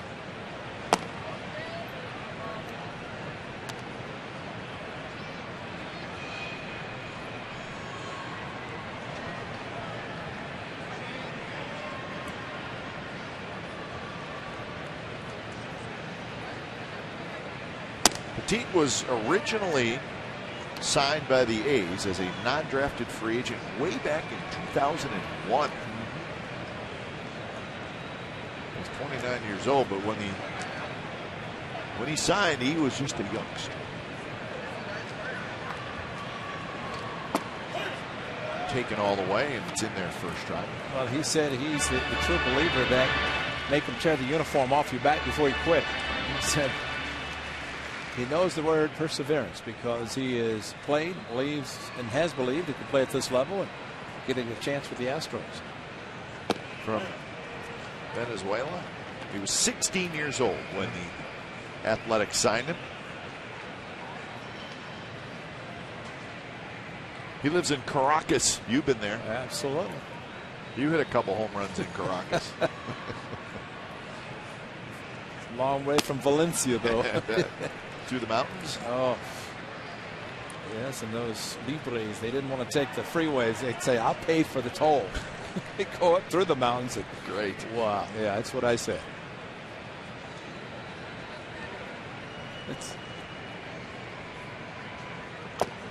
Breaking ball, swing and a miss, struck him out on a foul tip. 7 strikeouts for Pomeranz, so both pitchers rolling along as we're scoreless through 5.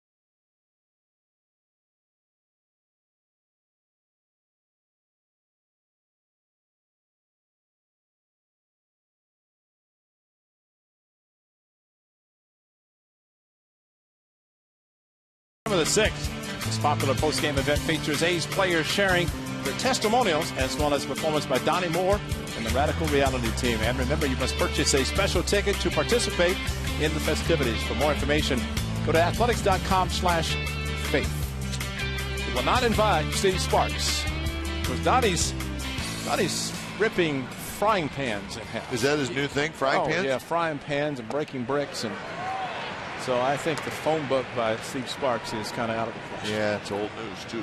Go right to that frying pan. There he is, the one and only, the 6th dumbest sports injury in the history of game. Hey, that's something I learned last night for the first time. Top 10. The A's in 2003. Knuckleball specialists. Not many in baseball.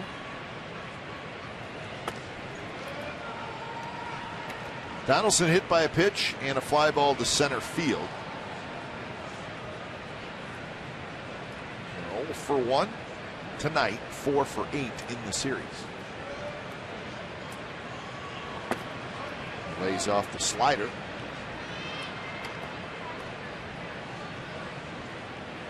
Never did see Toby Baxter at first base indicate anything. Maybe because Paul Emmel said, I'm not going to check because I didn't think he swung.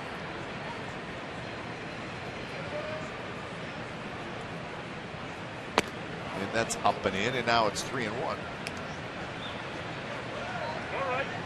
Volk to follow, and then Moss.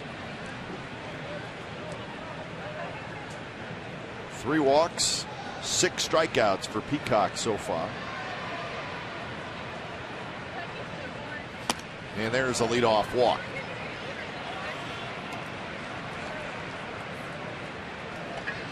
Fourth time in 6 innings the A's have had their leadoff man aboard, and they've yet to do anything with it. And there's action out in the bullpen. Kevin Chapman, big left-hander, is starting to throw.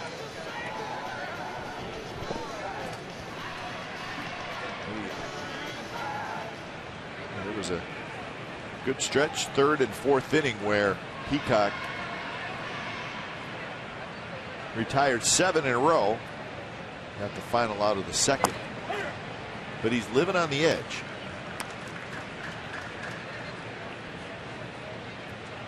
First 3 starts, not good against the A's this year. Better tonight. 14 walks in those first 3 starts. He's walked 4 now tonight. And that one close outside, 1-1. Maybe better than the first one. Yeah. Pretty good strike zone tonight by Paul Emmel. Kind of almost a pitcher strike zone. His hitter is very patient. They seem to know the strike zone well, taking a lot of pitches. Some are cold strikes. Vogt hits one high in the air to center field. Now Fowler drifts into left center, and he's got it. And Donaldson returns to first. So Stephen Vogt is retired. He's 0 for 3, and that'll bring up Moss.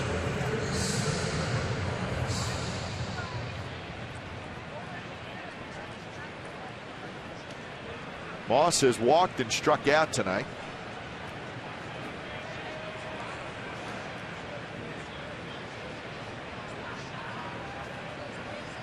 Try to reverse the jinx on Brandon Moss. He has not homered since July 24th. That's 25 games, and that's hard to believe.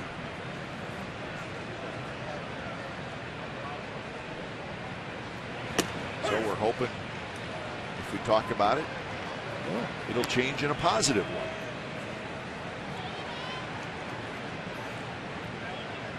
The A's are they will need a good month from Brandon Moss come September.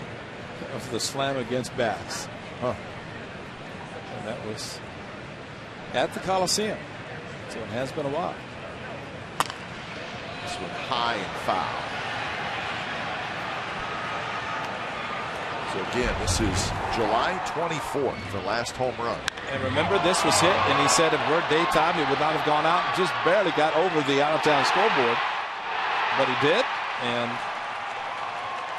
that's the last time he's been able to do that in a month.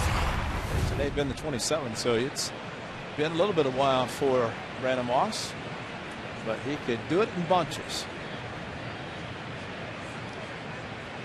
0-2 pitch, breaking ball rolled foul to the screen.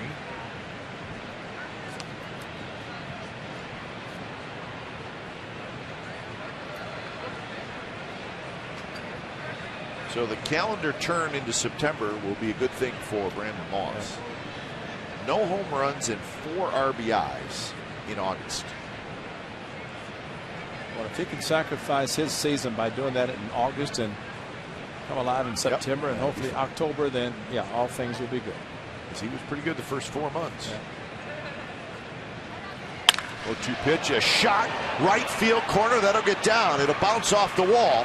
Marisnick picks it up, hustles it back in. Donaldson will stop at third, and the A's have second and third, 1 out. Well, I wish he'd have gotten some elevation on that one. And the top spin, and of course, he'll take the double, hit it sharply. But a fastball, not exactly where Corcoran wanted. Had a little tailing action towards the middle of the plate, and that was a solid shot by Brandon Moss. Hit so hard, one hopped the wall. No chance for Donaldson to score from first on this one, but the A's an opportunity, second and third on the 1 out. And Derek Norris again, bases loaded in the first. And now again, watching what Full did. If you know a hitter or pitcher is having problems consistently throwing a strike with a breaking ball, sit and load up on a fastball. And really, Full did it. And Moss is just naturally quick anyway. But Full, I thought, with his swing 3-2, he looked for the fastball and got it. And he's able to pull it sharply into right center. That's a good approach. So the infield comes in with Norris the hitter. Norris has struck out twice.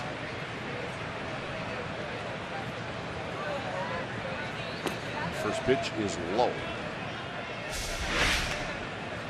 This ball just hit so hard. Donaldson really knew the ball was going to be in play, but he was not going to be able to score. He knew it as he approached third, unless there was a mistake in right field, but Marisnick got it back in quickly.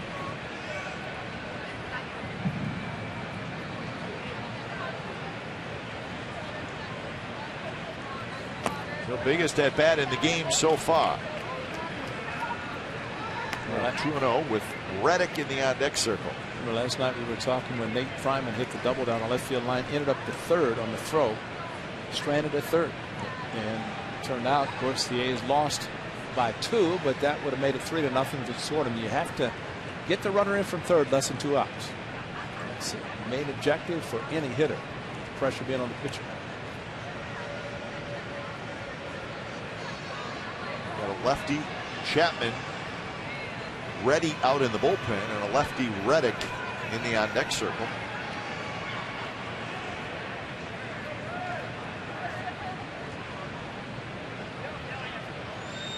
.2-0 pitch fouled off the mask of Corcoran.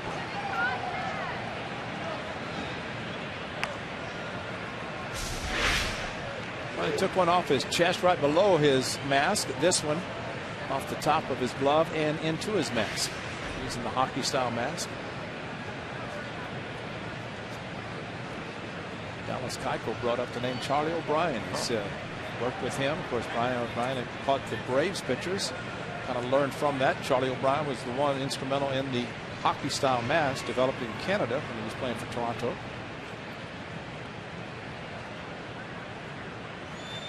.2-1 pitch is low, and now it's 3-1. Dilemma for a pitcher. He knows if he walks him, he's probably out of the game. But he doesn't want to give in to him. But he may have to try to get him out to stay in the game.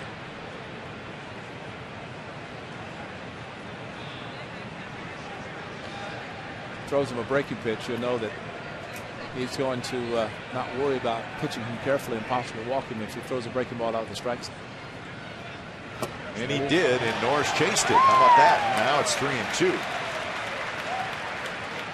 All that does is put in the hitter's mind that he's going to throw it at 3-1 and 3-2. But that pitch, very similar to the one that Derek swung out his last at bat, leading off the inning, ended up striking out, and that first pitch slider out of the strike zone.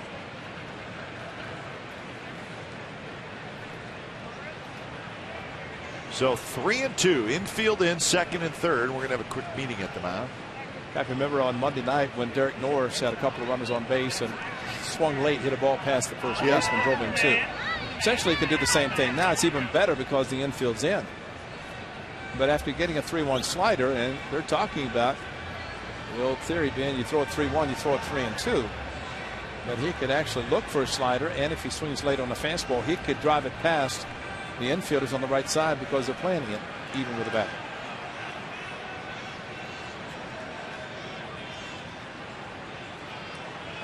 So Peacock's ready from the stretch.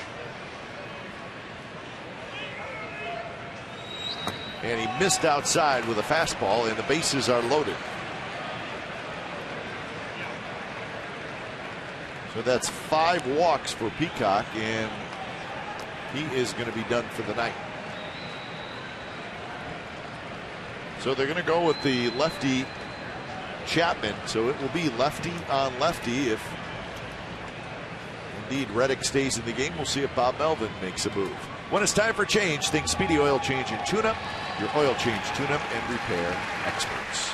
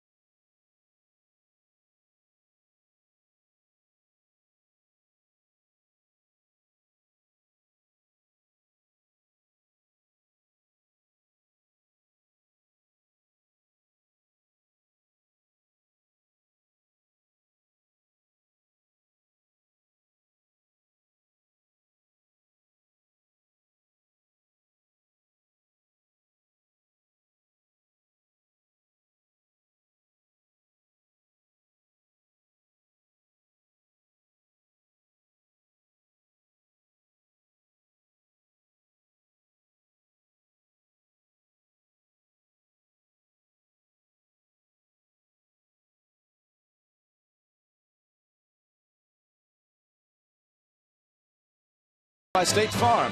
Jedi's from galaxies near and far are invited to attend, and fans are encouraged to dress as their favorite Star Wars characters for this fun family event. Fans can meet Star Wars characters during the game, and everyone at the ballpark will enjoy post-game fireworks set to the music from Star Wars. Tickets are going fast, so visit athletics.com/fireworks. As far as I think, that's the final of the 6 fireworks shows at the Coliseum.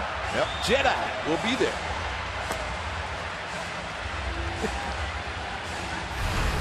So the base is loaded, 1 out. And it's the lefty Kevin Chapman who's coming in. Very high ERA in 11 games.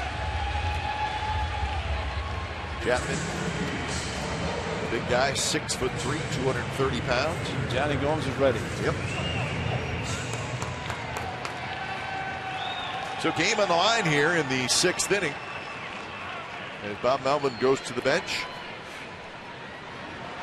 And so does Brad Peacock. 5 1/3. The 5 walks. Kind of what got him out of the game. Obviously, all 3 runners are his responsibility. So Johnny Gomes pinch hitting for Reddick. He faces the lefty Kevin Chapman. Donaldson at 3rd, Moss at 2nd, Norris at 1st.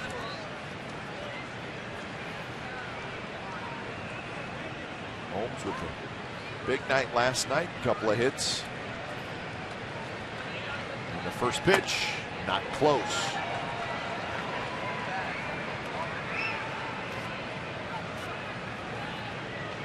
Five for 5 in stranding inherited runners this year.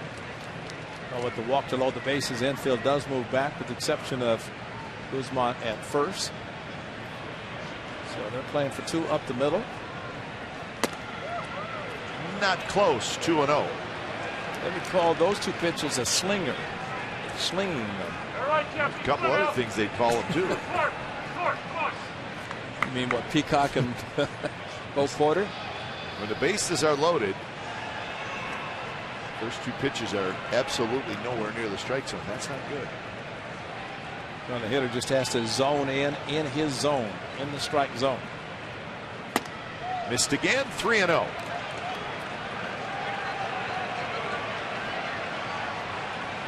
Guys pulled the switch here to the on-deck circle, then the lefty Sogard. Bo Porter had his trouble with Peacock. He walked 5, 2 in this inning. In the middle of 2 walks, a double by Brandon Moss. And that pitch right in there, first strike.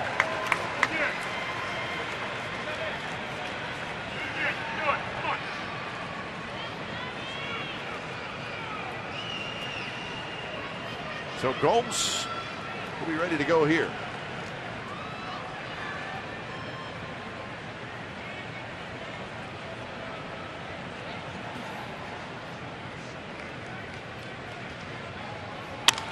And he drives into left center field, headed for the gap. Fowler on the move, and Fowler makes a nice running catch. Coming in to score is Donaldson. Moss is able to get to 3rd, and Johnny Gomes with a sacrifice fly to give the A's a 1-0 lead. A little bit more on the line drive. That might have cleared the bases, but Johnny Gomes at least got the 1 in, which is a big play to at least take advantage of one of the walks.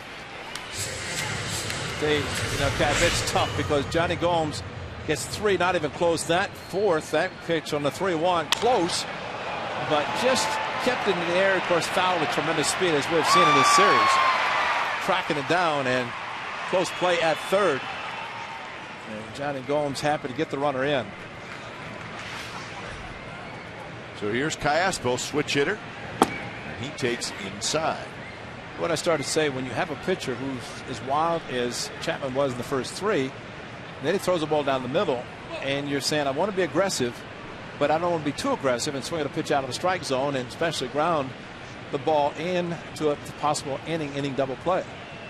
So good approach by Johnny Gomes to get at least 1 in, and Astros trying to make it even more.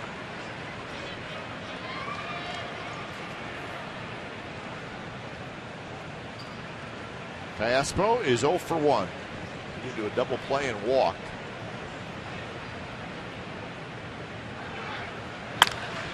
That one skied to shallow left center. Grossman is under it. He's got it side retired. So the A's get the one on Gomes' sacrifice fly. Bottom of the 6th coming up. It'll be at the top of the order for the Astros. 1-0 the A's lead.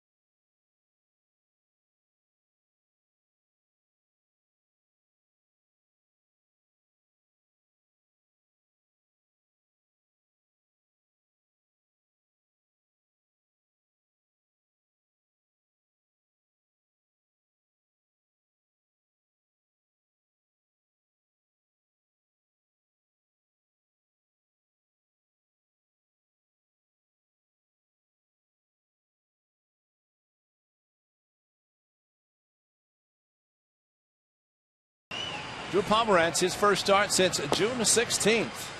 Coming up from AAA, and he has been outstanding for the Athletics as he is using a good fastball, good curveball at Peacock, good fastball, good breaking ball.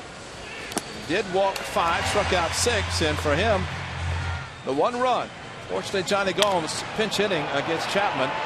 He allows his first inherited runner to score. And Fowler able to track the ball down in left center. Johnny Gomes going for the ball into left center, trying to clear the bases, only 1 score. So there's your game. There it is. Pomeranz just a couple of hits. The A's for themselves, but Peacock another game in which he walked 5. But as was the case in one game, he walked 6, only 1 scored, and that is what has happened tonight. Just 1 of the walks scoring. Well, I think the Astros got to feel pretty good. Absolutely. At this point in the game. They're only down 1-0. That's right. Great point. Top of the order. Grossman fouls it straight back. Grossman, Altuve, and Carter. So Gomes now in the game after pitching. He's in left field. And Moss goes over to right field. And Reddick is out.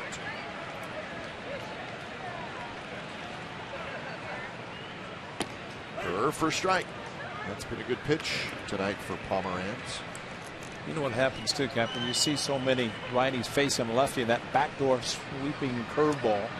Not surprised you see them taking it so much. Unfortunately, he's got enough break that it's taken in the strike zone. And he keeps throwing it, and he's going to get Grossman. So 1 away for Altuve. Just 2 hits in the game for the Astros so far. Ryan Cook starts to throw.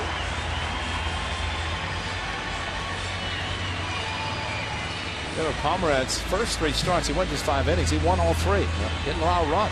He was pitching so well. And of course, he's gone through 5 innings tonight, just allowing the 2 hits and trying to keep the 0 in the runs column. Sogard. Oh, that was a strange ball. And I know it hit the lip. By the looks of it, saying, well, that's just a routine ground ball, but that ball hit the lip, and it was bouncing, and as soon as it hit the lip, it just flattened out. Watch right at the edge of the grass. It hits and goes straight down to the ground, and Sogard expecting the hop to come up. It stayed down, and he had to change, backhand the ball, and almost stepped on the ball. So I guess what we're saying, Ray, is yes, it's an error, but when the ball changes direction like that, it becomes a very difficult play. Yeah, he wasn't sure how to put his glove. Yeah, because he's expecting the hop on the grass, maybe another hop on the dirt, and it catches. But here's a perfect shot. Watch it right at the lip, edge of the grass, boom, right there, and it stays down. That's a tough play. And you could not do that 100 times. Yeah. I mean, you could try it and try it, would not happen. It's unfortunate that it is an error, but it's not one that you normally see, especially with infield. Well, and what you hope it. Listen, the error last night hurt the A's. That's right.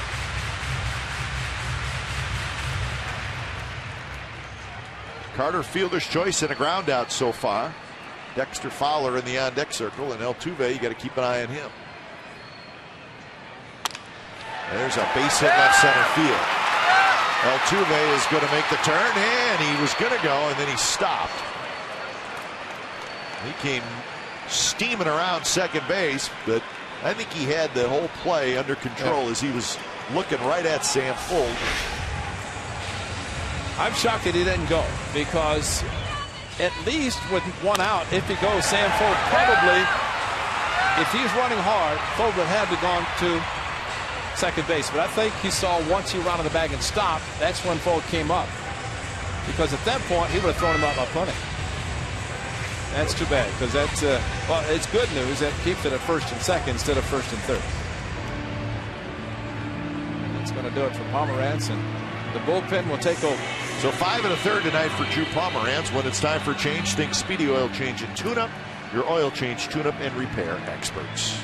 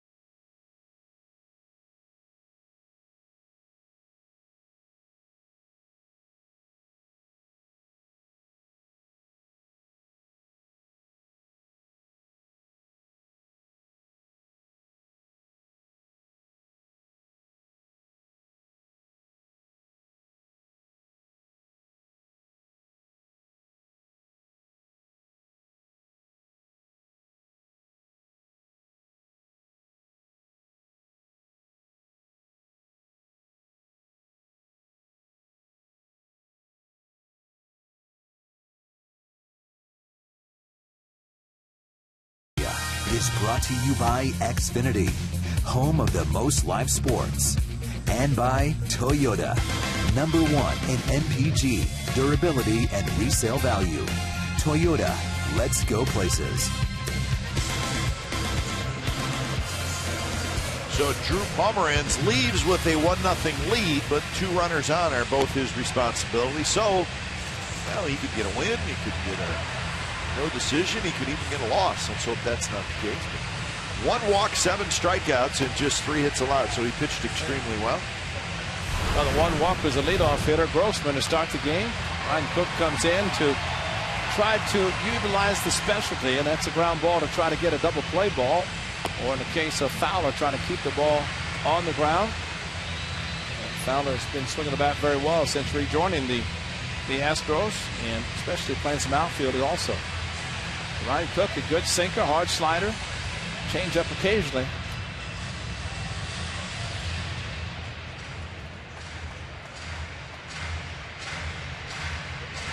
So Cook against Fowler with the tying run at second base. Go ahead run at first here in the bottom of the 6th.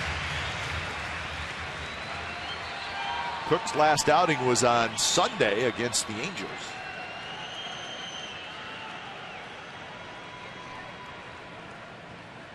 First pitch to Fowler is a slider that he swings over top of. Think he's looking fastball? Yep. And you have to be careful with Altuve at second. He's very daring. And this is the hard slider. Fowler just said, I'm going to hit a home run with a fastball. And ball bounced in the dirt. Nice backhanded block by Derek Norris. But Altuve, we have seen some strange base running by the youngster who swinging the bat well. And a good pitch there, and it's 0-2 to Fowler. Now, Altuve's not afraid to take off here and try to steal third, although he's not getting a real big lead. The changeup stayed up high, but nice movement. So nothing hard so far to Fowler.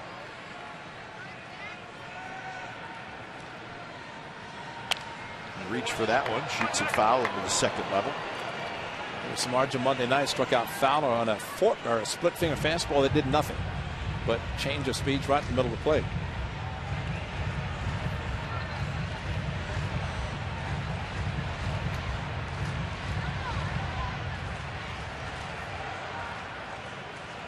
Jesus Guzman, a right-handed hitter, waits in the on-deck circle.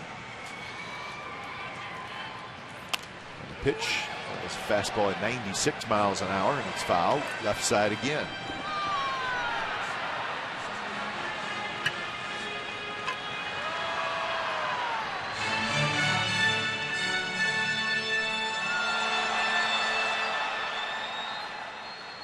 Fowler is 3 for 10 in the series. He's got the solo home run. Swing and a miss. He struck him out. Big strikeout for Cook. And the great changeup, a pitch that Ryan Cook has started to throw a little bit more, and the ball just takes a serious dive down. And great off speed in the dirt. See the kind of the circle change that he's throwing, and especially down in that location. Very, very tough pitch to make solid contact or any contact at all. But Guzman will not hit in this situation. It'll be John Singleton.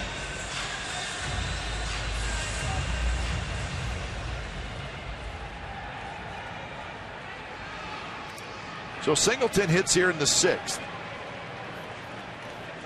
He will obviously stay in the game at first base. First pitch is low. Altuve takes off, and he'll get to third. And there's your shift, too, that Donaldson was the closest to the bag, and he was not going to cover. Altuve with 3 to the right side took off. That puts a little bit more pressure on your catcher, Derek Norris, now. Well, Cook is a guy who has that hard slider. And another thing, too, with the ground ball, Singleton not blessed with a lot of speed, but any little thing can happen by giving the run to third base. And there's that changeup again, and it's on the outside corner for a strike.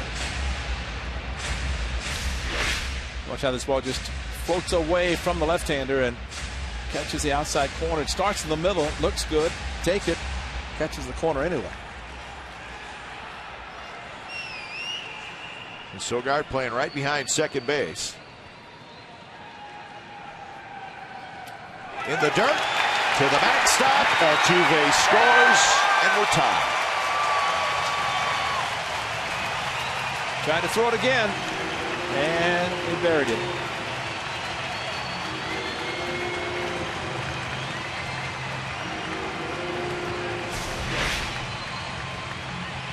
So that one bounced well out in front of home plate.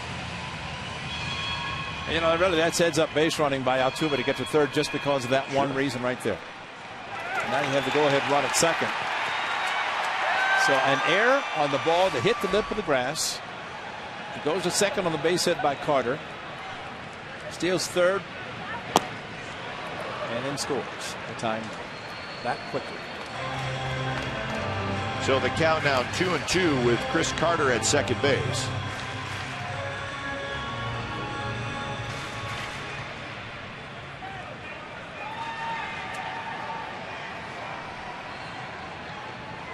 Singleton 0 for 4 in the series, and the changeup is high, and now full count.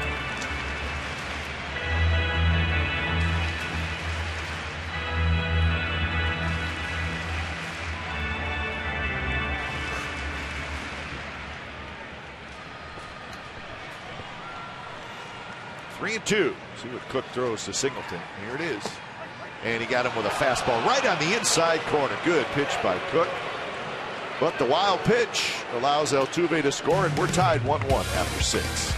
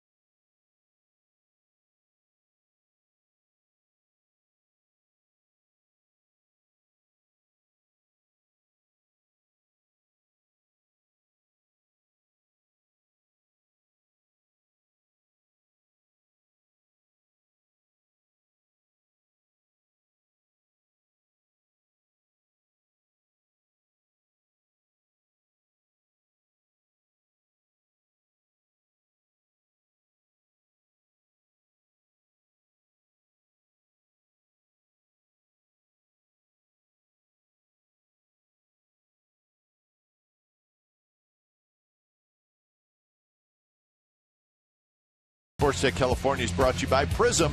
Now your team can collaborate at a whole new level with video walls from Prism. Learn how at prism.com.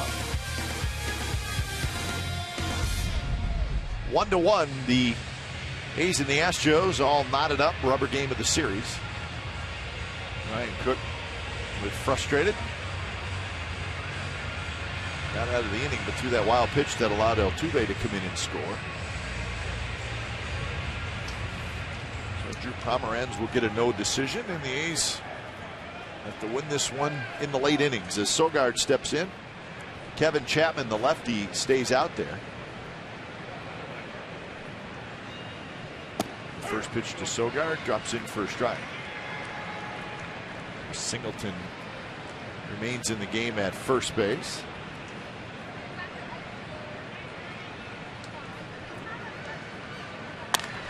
That one hit high in the air to right field.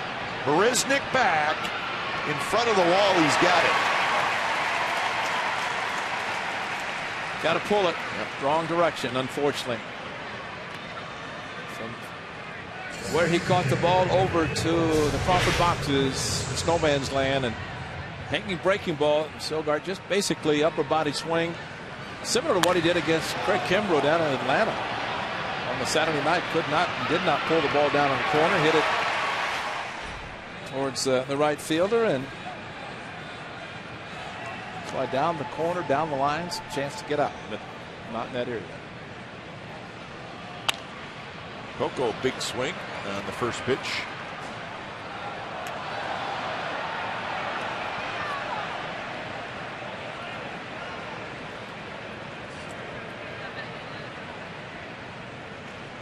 Coco led off this game with a hit. Since then, a ground out and a pop out.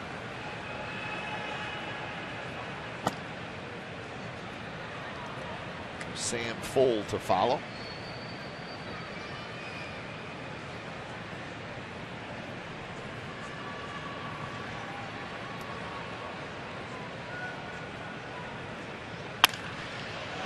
Hit to left field and deep toward the Crawford boxes, and the A's have the lead back.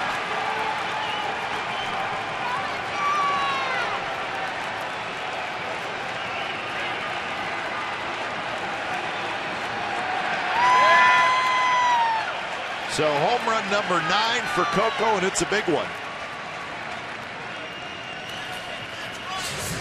A real big one. Get the A's back in the lead. Coco led off the game against Santiago over the weekend against the Angels, and the ball comes flying back in from the Crawford boxes. They'll take it. Hey, Joe got it. Did they catch and throw it back? No. They were ready. Well, hopefully they were cheering so loudly they forgot to catch the ball. But nice that Coco Crisp able to hit number 9, and a big one to give the A's the lead.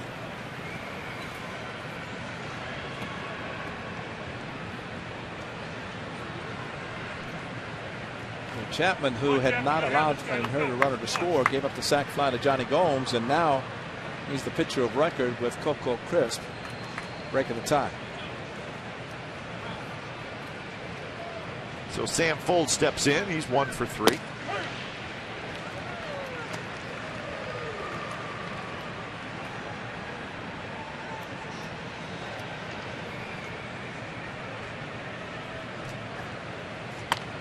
Bunted nicely, and that's going to be a hit. Beautiful bunt by Sam Fole. Perfect. There's a push bunt, and there's a drag bunt, and that's a drag bunt, folks, and it was beautiful. Well, that's the bunt following the home run. You're going to see off the bat of Coco Crisp. Big sweeping breaking ball, got it perfectly. And that's the one that Pomeranz have been throwing, but the hitters for the Astros had not been hitting the way Coco did. To the right part of the Crawford boxes. Well, just as pretty was the drag bunt by Sam Fole, especially against the lefty. So when it's time for change, think Speedy Oil Change and Tune Up, your oil change, tune up, and repair experts.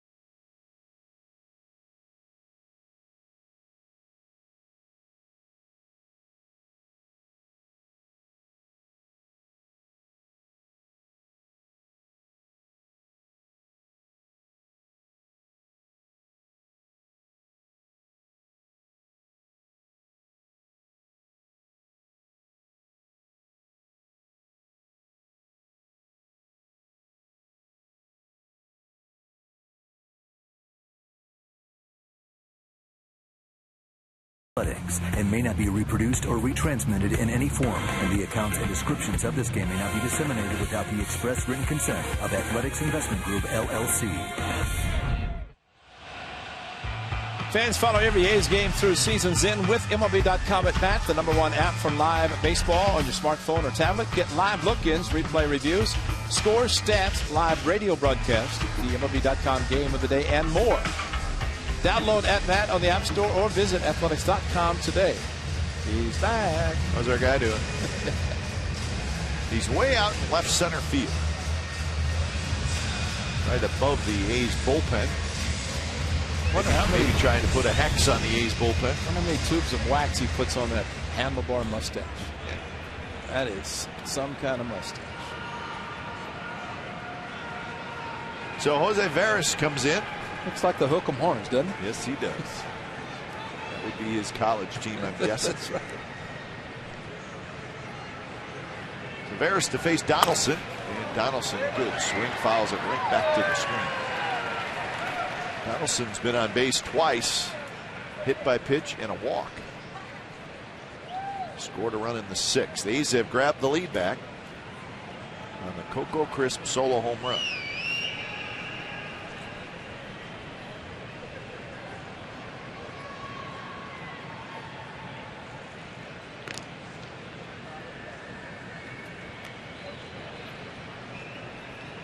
Textbook bunt by Sam Ford on the drag bunt. Oh, good. You said it best. The push bunt, the drag bunt, and a left-handed pitcher falls on the third base side and just get the ball past the pitcher's mound. It's a base hit, especially with his speed. Kind of a lost art, but Sam has brought it out. That's the second that he's had against the left-handed pitcher with the drag bunt. So sometimes you're a little reluctant because, you know, you figure you want to hit the ball, whatever. But he said, hey, if I can get on base like that, especially taking advantage of a left-handed pitcher falling away from the ball, he's going to do it.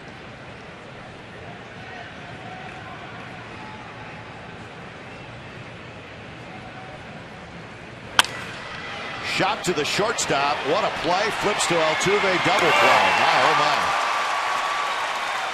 Gregorio Petit putting on a pretty good show defensively at shortstop in this ball game, but the A's swing the bats. Long ball. Coco Crisp, his 9th of the year. So 7th inning stretch here in Houston, and the A's now have a 2-1 lead.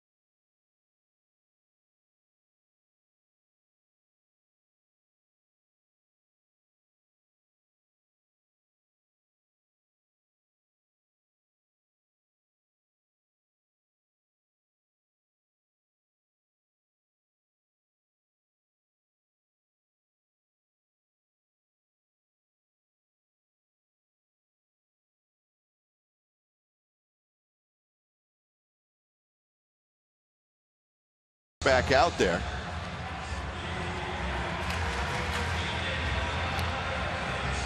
Cook, after got the strikeout in last inning after the wild pitch, he put his face in his glove Did he say anything? And that glove took a beating because he screamed at that poor glove. A verbal beating. A verbal abuse. And he just did it where nobody could read his lips or hear him because he was obviously upset because he knew Drew Pomerantz's game was on the line. He buried the changeup, but he has protected the lead. So now he gets a chance to get through the 7th and the rest of the bullpen.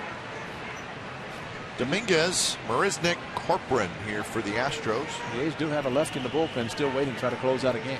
Eric O'Flaherty. Right.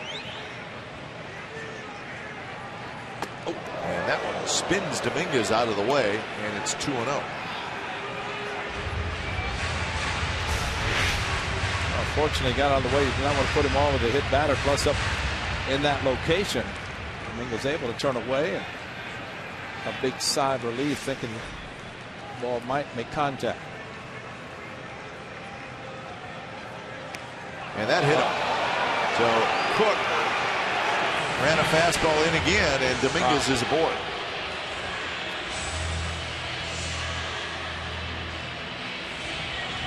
Well, a couple of strikeouts, change up to Fowler, fastball to Singleton, but back-to-back fastballs up and in, and there's no way that Dominguez can get out of the way of that one. Hit him in the tricep area.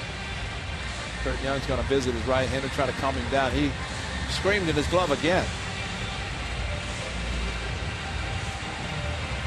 Kind of like a leadoff walk, something that's pitcher never wants to see happen.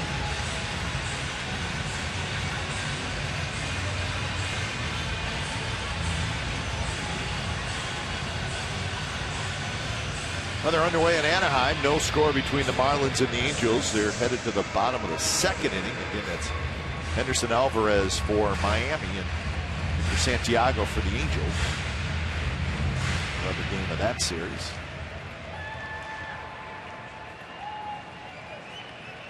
Mariners lost earlier today to the Rangers, 12-4. Strike to Jake Marisnick, who's 0 for 2.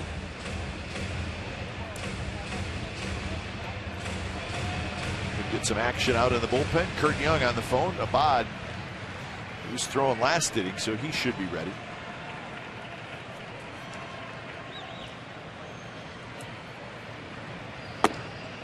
Marisnick is 0 for 8 in this series.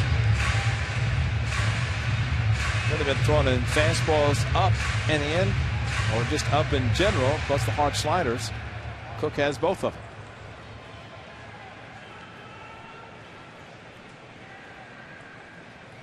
Short lead for Dominguez at first.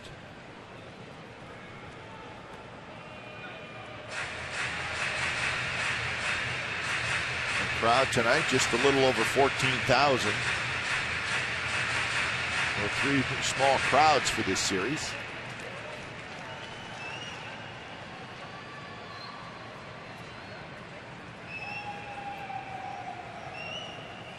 And that one's up and in, and it's 2-1. Now, Cook's got a good fastball down in the zone, but it looks like he's just pushing the ball and leaving it up and in. He wants it down and away, Norris does, but he's pushing it and maybe trying to throw a little bit too hard and leaving it up. And in the danger zone, danger not so much of making contact, but hitting a batter, which he's already done to Dominguez.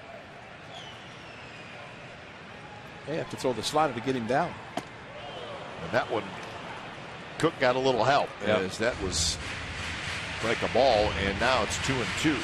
It's the elevated fastball, but he did get some help. And again, with Norris set up down, and in order to get a pitcher down in the zone, you call a slider, and he has to force himself to throw it to the outside part of the plate, especially after elevating his fastballs the way he has. 2-2 pitch, strike. 3 call. Wow. Thank you, Paul. So Paul Emmel rings up Marisnick. You decide. Yeah. Oh boy. Well, Derek Norris sleight of hand, because what's that? Boom, right in the back. And I can't believe it. I don't blame him on that one, because he swung at a bad pitch, which is his fault, but the pitch that he was rung up on. He's going to go look at the video, and that's going to make him more mad. Or he's going to take something and destroy something in the hallway, the runway. Here's Corcoran, the switch hitter. Corcoran fouls it back.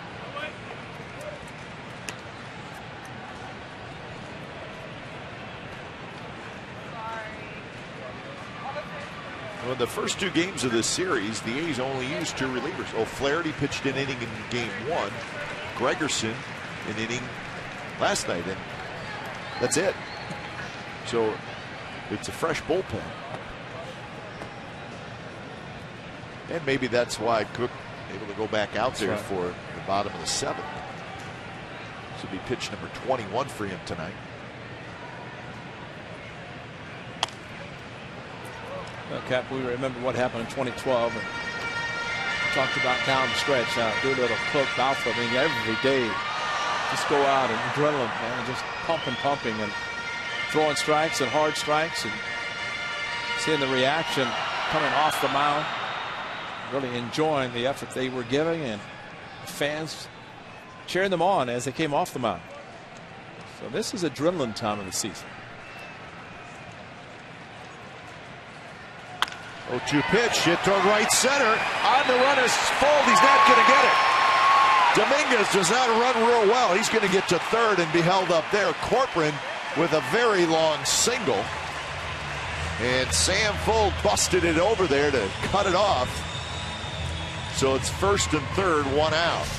Well, what a great play by Sam Fold, because the fastball came right back in the hitting zone for Corcoran. Boy, you think this might be a run. You think it might be at least a double for Corcoran. It was neither. But Sam Fold came out of nowhere to cut off the ball and got the ball back in, keeping a double play in order. Bob Melvin's coming out, but Sam Fold, what a great job to get to the ball. You know, similar to the ball that Fold hit to right center when Cayaspo was thrown out at the plate. So we're going to get a pitching change. When it's time for change, think Speedy Oil Change and Tune-Up, your oil change, tune-up, and repair experts.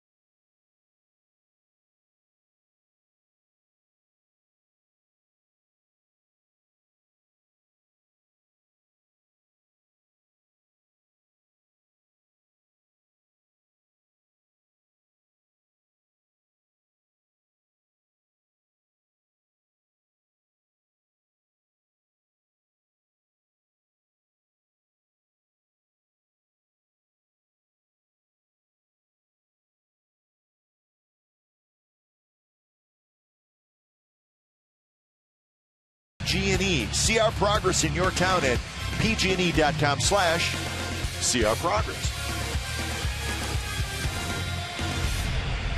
So, good ball game tonight. 2-1 the A's lead, but the Astros are threatening. They have first and third, 1 out. So Fernando Abad comes in. He's going to face a pinch hitter. That's Marwin Gonzalez. So the wheels are turning. The managerial wheels are turning. So Abad will try to keep that great inherited runners stranded stretch going. Overall, 2-4 with a 1.59 ERA in appearance number 59. one of those home runs. And before he gave up one to Big Poppy in Boston after the A's had come back to tie the game against Uehara. But now try to get out of this. And we have seen him use the hard slider, curveball to the lefties. And right now just trying to get through this inning, especially without allowing a run to score. So there it is, 26 runners inherited, 26 runners stranded. That is something. And Ryan Cook pitches an inning, strikes out 3. He had a batter and a base hit. So here's the pinch hitter, Marwin Gonzalez. He's a switch hitter. First pitch is just a bit high. Gonzalez, a .314 hitter, right-handed. A .258 hitter left-handed.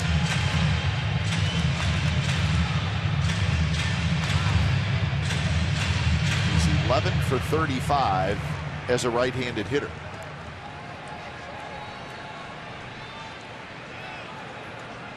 Hayes would like to get a hard ground ball to short, looking for the double play to get out of the inning. Something else to keep in mind here.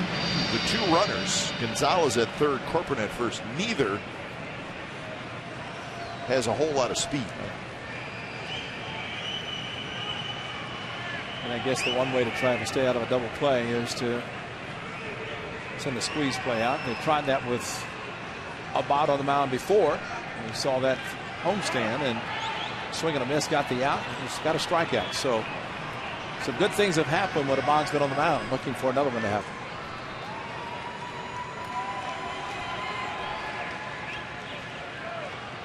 Gonzalez is 4 for 7 in this series. Foul tip. And the count is even at 1-1.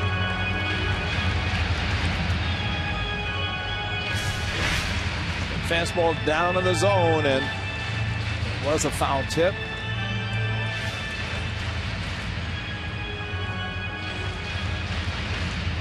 Now when the infield is playing for double play, a pitcher can think about, of course, one of 2 things: try to get the strikeout with the tying run at third, or try to keep the ball down low to get a ground ball to get a double play to get out of the inning.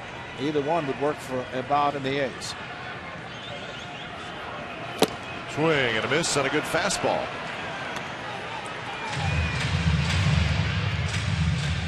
Herky-jerky motion for Abad sometimes worked to his benefit, and that one might have done it. As Gonzalez swung right through it. Grossman will be next. Yep. Another switch hitter. Yep.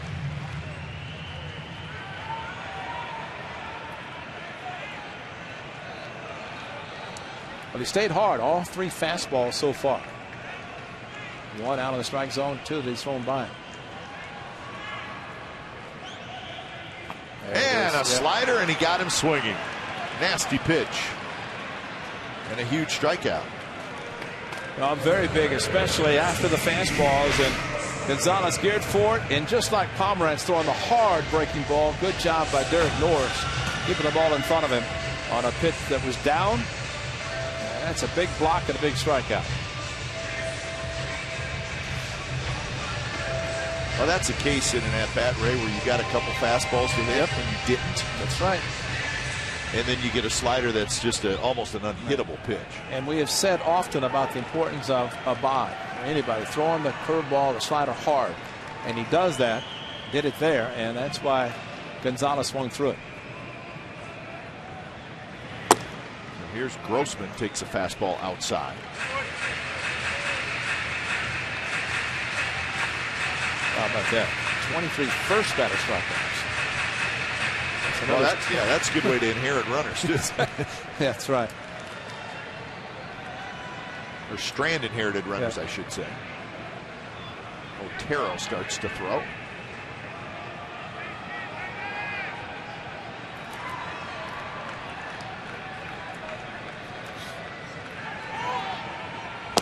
And a fastball, swing and a miss. There's at times when you can see, as a catcher, even a pitcher, you watch the hitter. And as Grossman open up on a fastball away, there's no way he's going to make contact. He's looking for the pitch in the middle part of the plate in, got it away, and opened up a lot. Fastball away.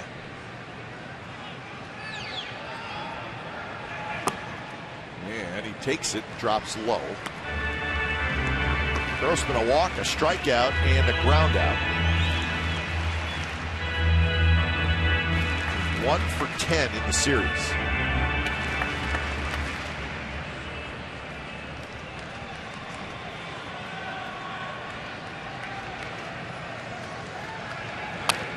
And a good swing, and again, there you go, right. There's your pitch to hit. That's right. And you usually get one in an at-bat, maybe two. And now Grossman, does he think he's going to get another fastball? He's going to get the same curveball that Gonzalez got. And really, first and third, this is not as critical as, say, a base is loaded, where you might throw a breaking ball if you miss. Then you can do it again 3 and 2. It's not like you have to throw a fastball if you miss with a 2-2 curveball. So he can go either way with the fastball away or the curveball. And it's low. And now a full count. So the runner at first, Corcoran, will take off. Yeah, if he throws a curveball now and he throws it hard, he'll probably get a swing and miss.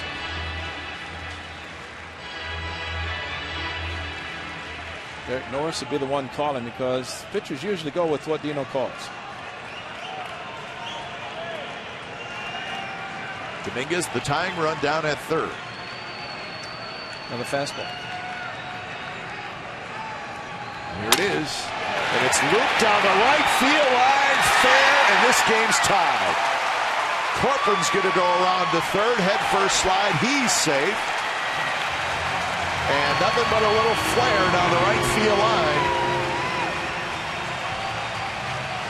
So we're tied at 2 on Grossman's 2-out RBI hit, although he's a little bit banged up at first. Don't know exactly what happened.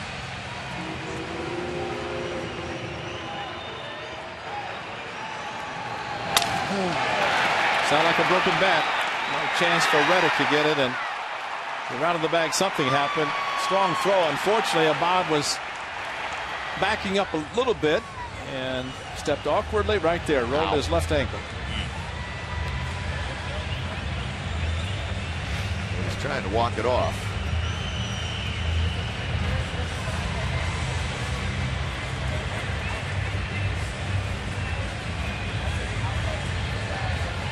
Grossman gets his 31st RBI, and it's a big one, and frustrating. You make a pretty good pitch. It's nothing but a little flare.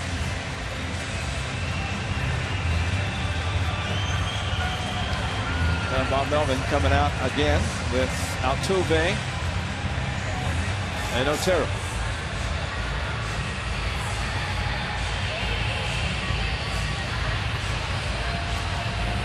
So this game is tied 2-2. Astros still batting here in the bottom of the 7th.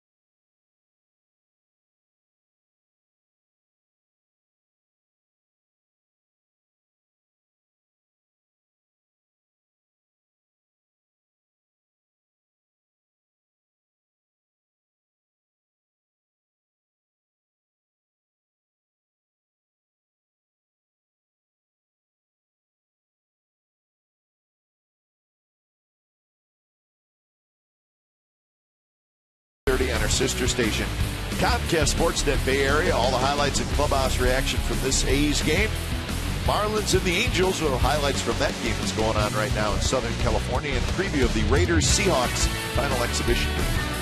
Ahmed Fareed, Dave Feldman will host.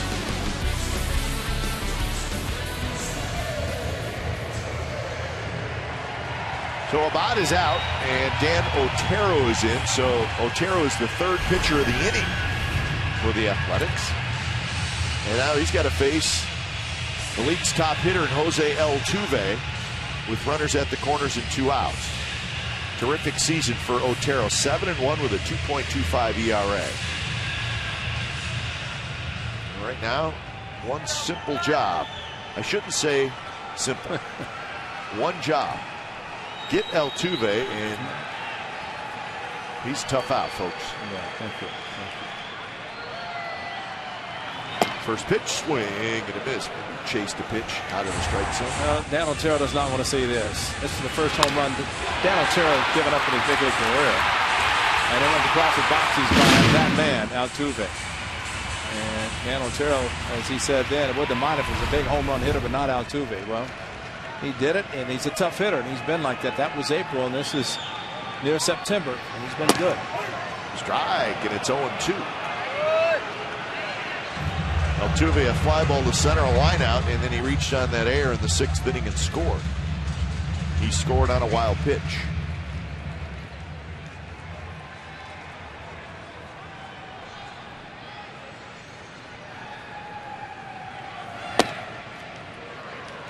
Norris moves a little bit further outside.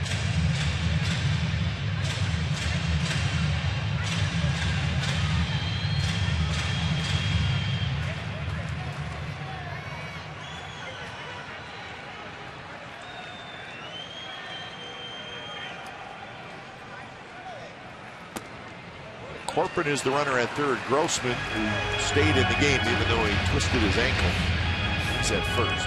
That'll tell a little bit of a slide step. Quick release of the ball. Thinking that maybe Grossman might be running. That's actually what Gregerson did last night when he quick pitched to Altuve and hit it. Big man waiting on deck.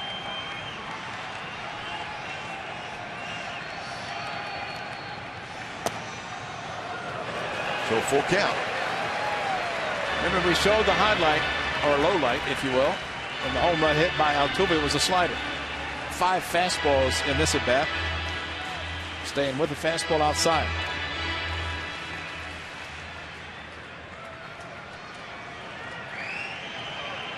So Grossman takes off from first.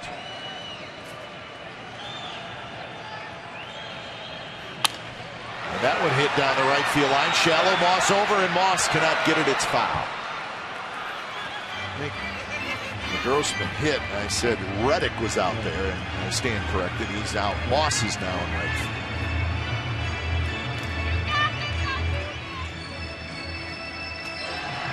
Still a very strong throwing arm by Moss, like Reddick, and that's why throw to third almost got Corcoran on the base hit by Grossman.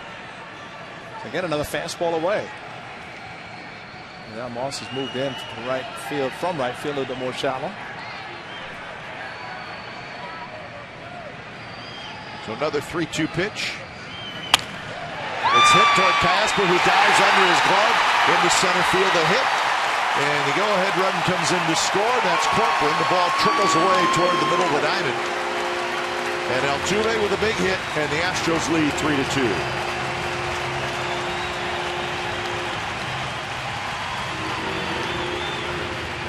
Casper dove for it. Don't know that he would have got anybody if he would have come up with it. Well, they shed him a little more towards right field. Actually, his dive might have taken him past the baseball.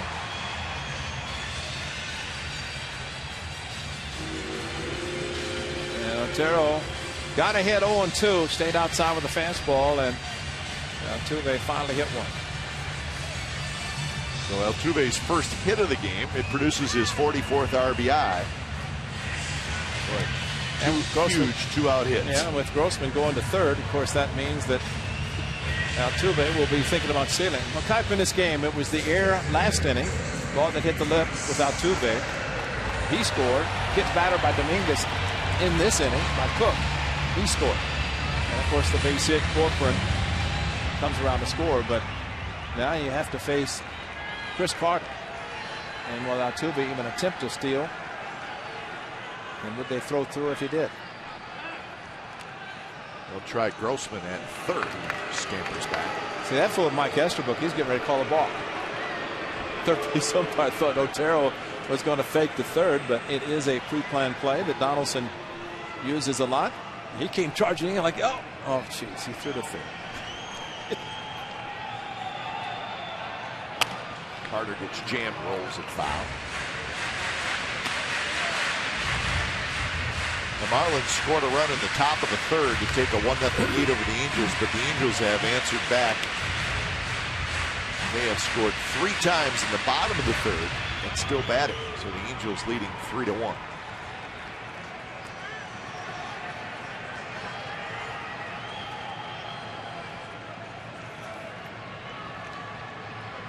Altuve not running, and a fastball inside to Carter. Carter is 1 for 3. Had a single in the 6th inning.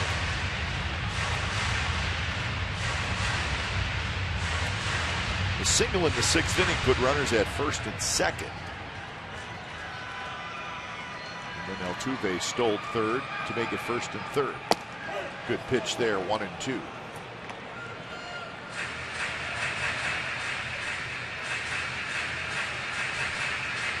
Two-seam fastball starts outside, comes back to the outside corner, and Chris Carter could not pull and did not pull the trigger.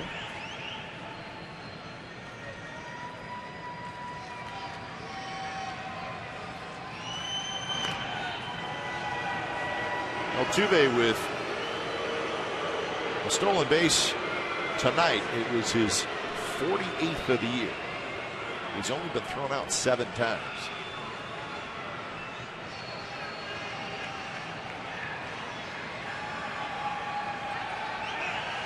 Carter takes inside. Altuve takes off, and he's going to steal second. He's not real concerned about Altuve at this point. Carter's the only one that matters.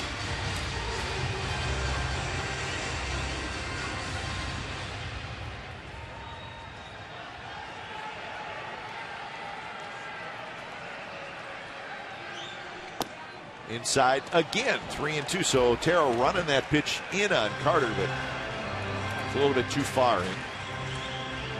Run at third, ideally you try to get him to chase a bad breaking ball in the dirt, but you also have to be concerned about it being blocked.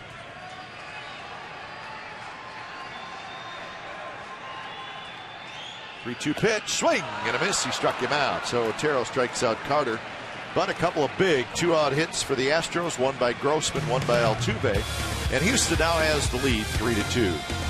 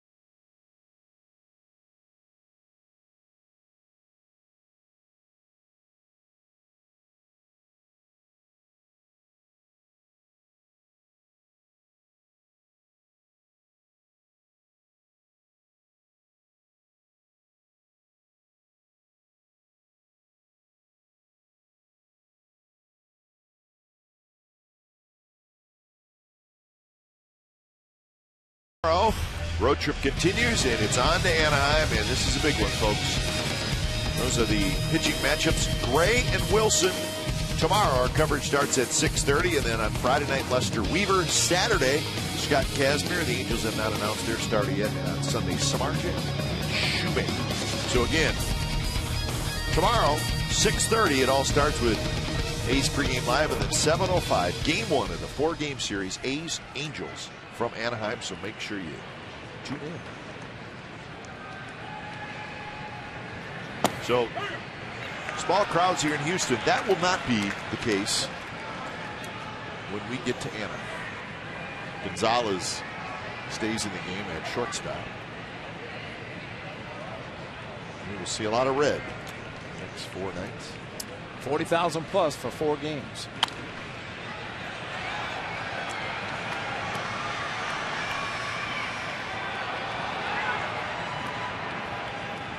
So Jose Veras, who got a 6-4-3 double play to end the 7th inning on Donaldson, faces Vogt, Moss, and Norris. Plenty of power here in the top of the 8th.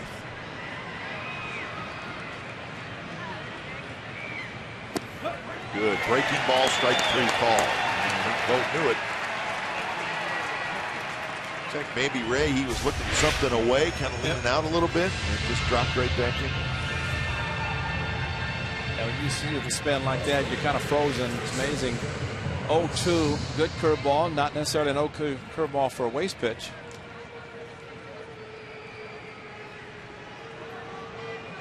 Here's Moss. Walk, strikeout, double for Moss. Shift is on. And the first pitch, like a splitter, change up, something like that from Veras.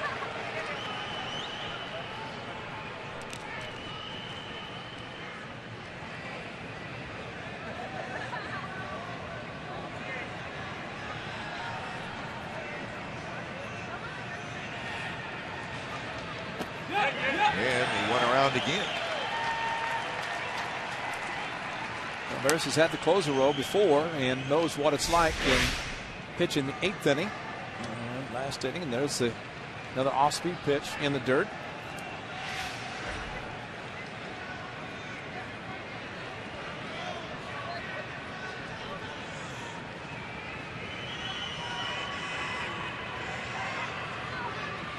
Fastball is high.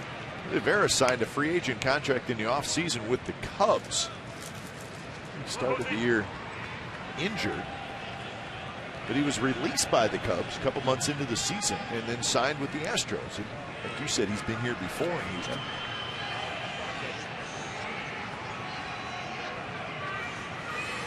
He's had some success with the Astros.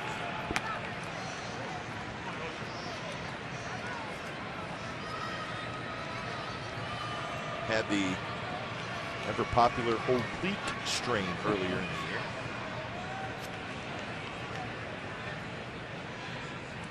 The old oblique. Yeah, the old oblique. Get you every time.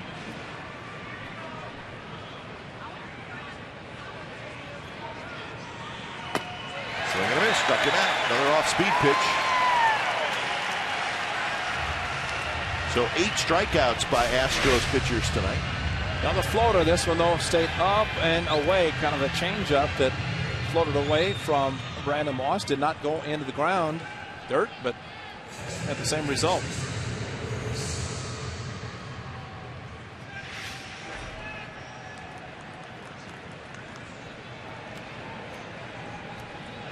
So Norris will hit. Now the Kansas City Royals won again, 6-1 over the Twins. They scored 6 runs in the 8th inning. They were down 1-0. So they got a walk-off last night, did the Royals. They score 6 in the bottom of the 8th tonight. So Royals win, Tigers lose. Yankees 8, Tigers 4. Talked about that game. 9 straight hits by the Yankees off David Price in the 3rd inning. So a 2.5 game lead for the Royals over the Tigers now in the Central.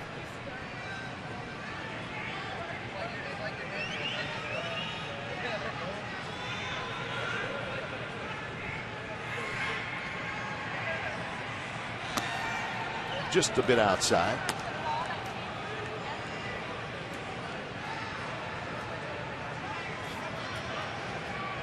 So 2-0 the count to Norris, who has struck out twice and he has walked.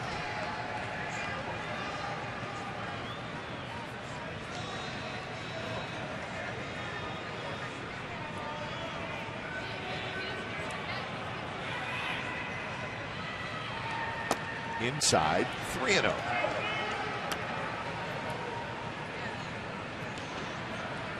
I wonder, Brandon, if Derek Norris gets on, if Gentry will run for him, and think about a stolen base. Yeah, that's the 2 out. Tough call because it means you take your catcher out, one of the catchers anyway. Soto caught last night with the club.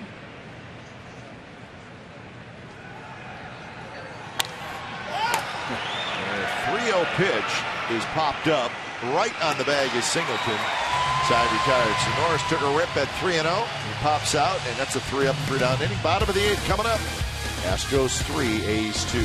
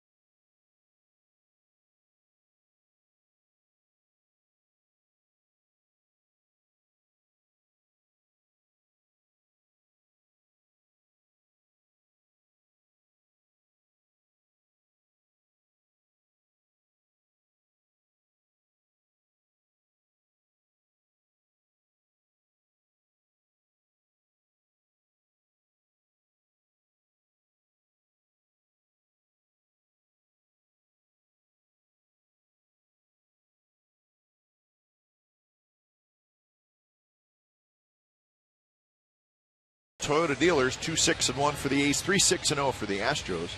Pomeranz pitched well. Coco Crisp gave the A's a lead in the 7th inning with a solo home run. A couple of 2-out RBI hits by the Astros in the bottom of the 7th inning. You know, those 2 hits by Grossman and Altuve are the difference in the game. It's 3-2 Astros, bottom of the 8th inning. Dan Otero is out there.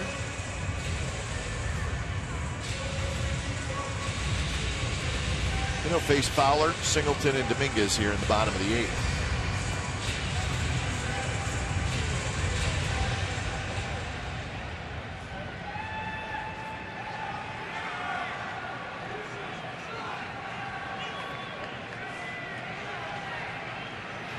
First pitch to Fowler outside. Fowler with a fly ball to right, a single and a strikeout.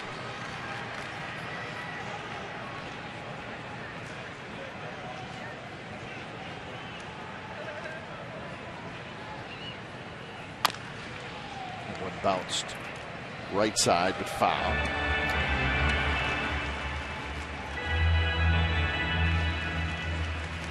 I would say it often and you can never say it enough, and that is you want to go to the 9th inning. If you're trailing by 1, keep it at 1. Chad Qualls. I guess the Tigers didn't make a deal today, huh? No, they did not. So Chad Qualls stays with the Astros. I didn't want him to stay here. He signed with the Astros, close to home. Read locally, got a chance to take his son his first day of school. You know what? Nothing wrong with that. Yeah. Austin, Texas, where he lives. So took a drive, got an hour's sleep, came back, and saved the game last time.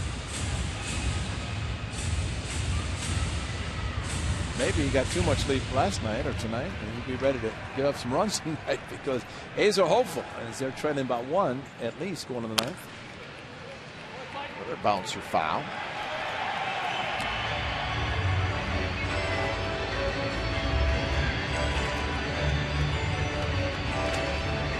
Jose Altuve fan, he's got his helmet on. Those are those awesome plastic helmets that we talk about, right?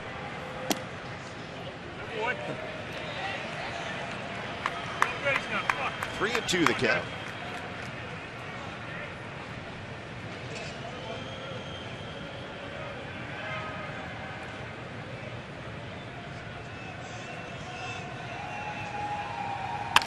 Fowler with a shot to center and a hit. Pitch was up, and Dexter Fowler lines it to center. 7 hits for the Astros. Gonna get a 3-2 count this time, though. Fastball was up, base hit. Got caught at 3 and 2. Had Altuve at 3 and 2. So 3 batters that Otero has faced, all with a 3 and 2, and especially with Altuve getting the base hit.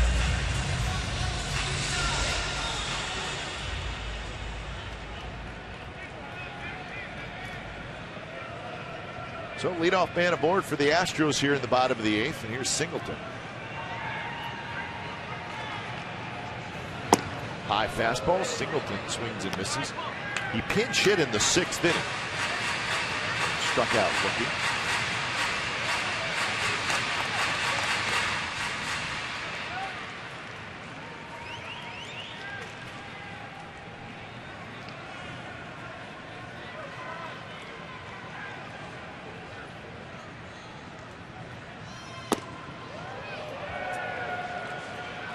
Fowler's got decent speed at first base. Huge base stealer, but got 7 this year.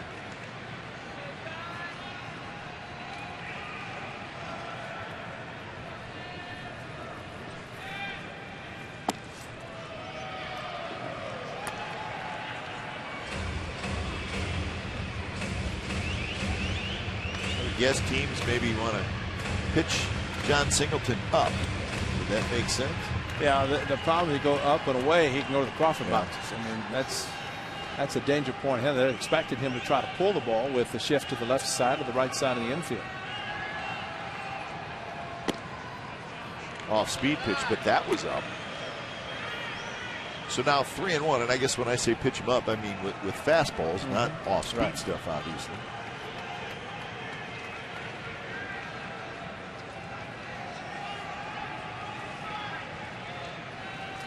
Angels leading the Marlins 4-1 in the bottom of the 4th inning. And now it's a 5-pitch walk to Singleton, and there's 2 on and nobody out here in the bottom of the 8th inning.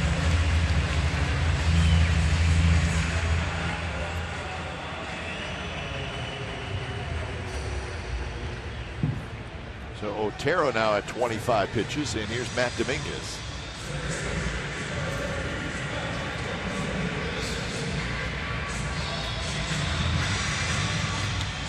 Dominguez does not seem to be the type of hitter who sacrifices. He has shown some power, which you'd have to wonder if he's going to be swinging away, or if Beauport is going to try to get an insurance run. Yeah, he's squaring to bunt. I think this is the case that everybody will learn how to bunt, even a third baseman who might be thinking home run.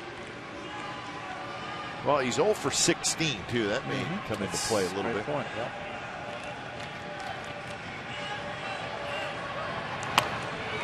And he bunts it nicely. Donaldson throws in time. So Dominguez, good job on the sacrifice bunt. I think that 0 for 16 also makes the hit batter, leading off the 7th inning, a little bit more frustrating. That's what got that 2-run inning started. Well, Dominguez told the world, I'm going to bunt, and he got squared around, bunted, forcing Donaldson. You see the runner Fowler going into third uncontested. So the Astros have exactly what they want. A couple of runners on and 1 out, 2nd and 3rd. They're going to try to set up a double play with Beauport. They're going to walk, or isn't it? Indeed.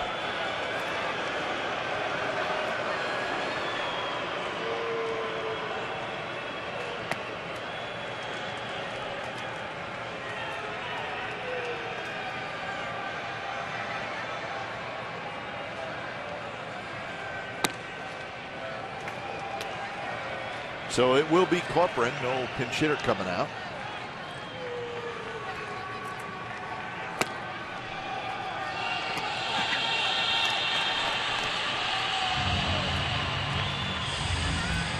So here's Corcoran, who had a big single in the 7th inning. Bob Melvin trotting out. Yeah, he's trotting out to impart a little bit of information on defense, how they're going to play with Corcoran. And Corcoran does not run well, as we have seen when he hit a ball in the gap and was held to a single. See how the infield plays, because he figured they're going to go to the plate. Goes up the middle. He can play for 2 with the lack of speed of Corcoran.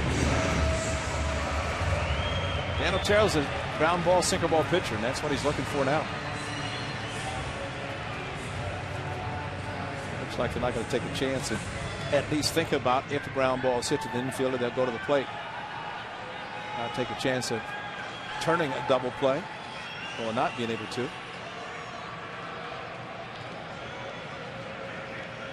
Outfield straightaway, infield in. First pitch to Corcoran. Inside corner, strike, 0-1.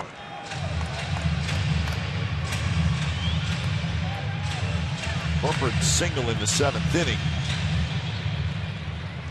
Put runners at first and third.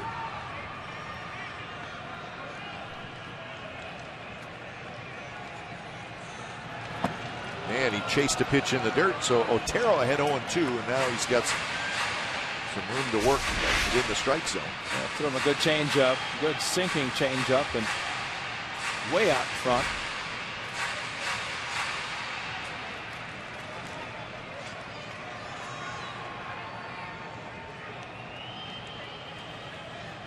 Fowler, Singleton, Marisnick are your runners. 2 pitch, almost hit him. And you know what? He was trying to get there. I think he was. He wanted to stick it up. Yeah, he turned away from it, but watch as he kind of turns into it. With 2 strikes, bases loaded, you gladly take one for the team.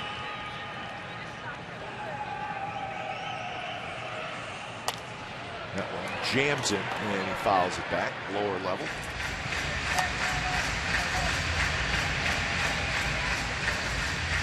So now 34 pitches thrown by Otero. Well, the A's have just a 6-man bullpen. They've used Cook, Abad, and Otero tonight.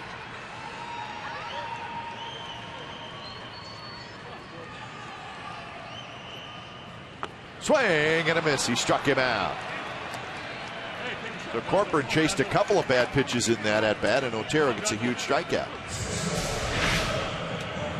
A big strikeout, and you know, it's Abad who got Marvin Gonzalez to strike out last inning, and it was a huge 2-out strikeout. This one just as big with the bases loaded. Now Otero needs to get a strikeout or at least an out here, a big out. He does not want another 2-out hit. So it's Marwin Gonzalez. A's pitchers have 13 strikeouts tonight.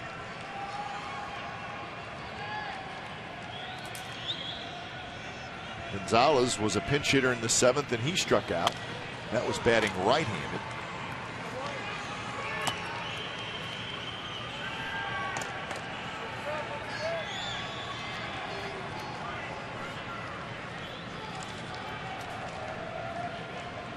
Gonzalez swings around to hit from the left side.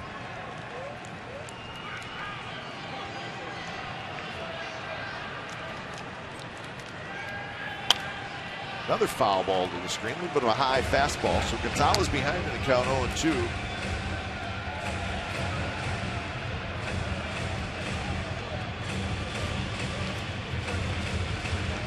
Looks like he's looking for something off speed. Yeah, the way he's a little late with the fastballs.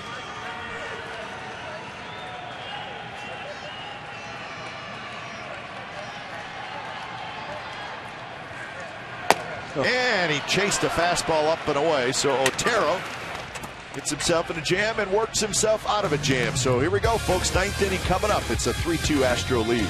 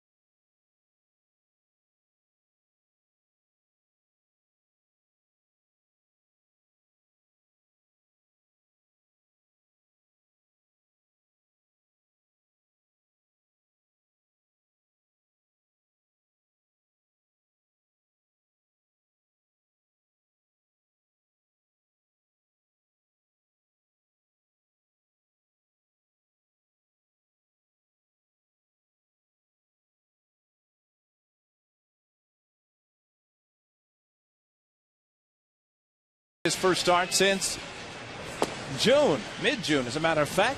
Good curveball tonight. Probably one of his best pitches, throwing a very hard curveball and good fastball up in his own. But a good outing for 5 1/3 innings, striking out 7.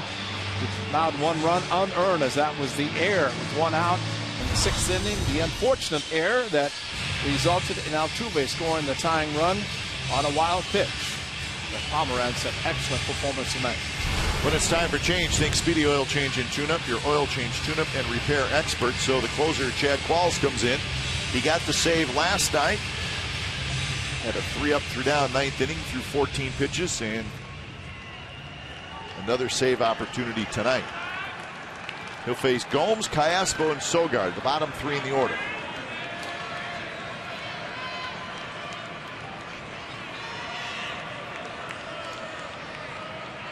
First pitch to Gomes, breaking ball in for a strike. Gomes pinch hit in the 6th inning and had a sacrifice fly. He scored a run in the 6th and a run in the 7th. The run in the 7th inning was Coco Chris Pullman. Strike 2 called. Don't know if it was on the swing or the pitch. But another slider, a hard slider. Yeah, he's staying with it. More likely will stay with it with Johnny Gomes. And Johnny playing primarily against lefties, but a little difference with the slider. He will look for fastballs in if he gets one, not opposed to taking one. Away, though, is the call. There's another hard breaking ball. So 1-2 to Gomes. A's with 6 hits in the game. They have stranded 7 through the first 8 innings. Gregerson and O'Flaherty throwing. Outfield slid toward right just a little bit. The broken bat, looper left field, base hit, Johnny Gomes. So the A's have the tying run aboard with nobody out. Yeah, there goes Craig Gentry to pinch run for Johnny with the broken bat base hit. We'll take it, and Johnny with a sac fly to give the A's an early lead, and a broken bat base hit. He'll take it. And there's your fastball in after sliders away, and surprise, surprise, throw sliders. Why would you even think about going inside with something hard? He did, and fortunately Johnny able to single to get something started the 9th inning. So the speedy Gentry pinch runs. And here's Callaspo. Dominguez, the third baseman, way in on the grass. They're thinking Callaspo's going to bunt. He doesn't. Gentry's running. Throw to second base is not in time. Called safe. Gonzalez argues a little bit. Bo Porter's going to come out. Well, the thing about a throw to second base, when it bounces, that means the infielder has to go up to catch it and bring it down. It was a hit and run. It was a busted hit and run. And the bounce. Bo Porter looking in. Check the left hand. The hand's in, gets him on the forearm, and I think that's what the second base umpire looked at. They're going to take a look at it.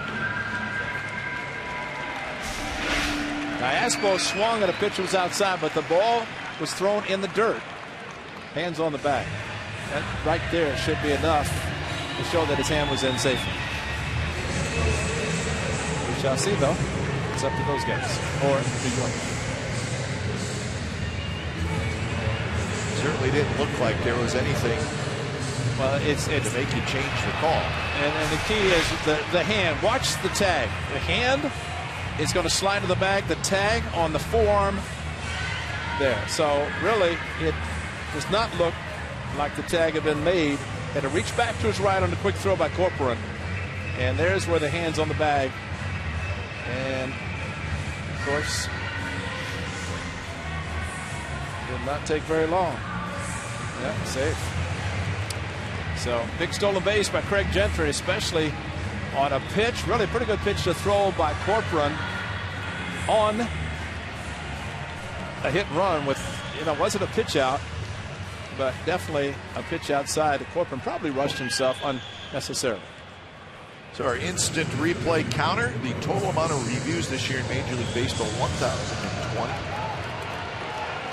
And I always look at the overturn calls, 473. So the A's now have the tying run at second base. Nobody out. Callaspo swinging away, and he takes outside 1-1. So corner infielders are in, but Callaspo did not show bunt that time. The best thing Callaspo did on the hit and run was to swing at a pitch, even though it was way off the plate, to maybe distract Corcoran. And that one chopped foul. So 1-2 the count. The outfielders cheat in a little bit. And Callaspo just trying to do what he attempted there. He pulled it foul, but that's hit the ball to the right side. Let's see. Astros want to hold Gentry close at second. He, like Altuve, can run and could attempt to steal third. 1-2 pitch is rolled to Singleton, who handles it. It was hit hard. Singleton wrestled with it, makes the play. Gentry to third now with 1 out. So Callaspo, a quality at bat.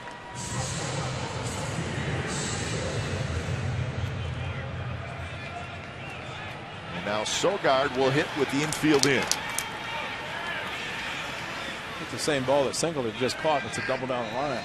Infield playing in. But Callaspo did his job. Then it's just up to Sogard to complete the fundamental part of this game, and that is base hit, stolen base, get him over, try to get him in. Sogard a walk and a couple of fly ball outs. First pitch. Strike on the outside corner. Sogard thought maybe it was a little high.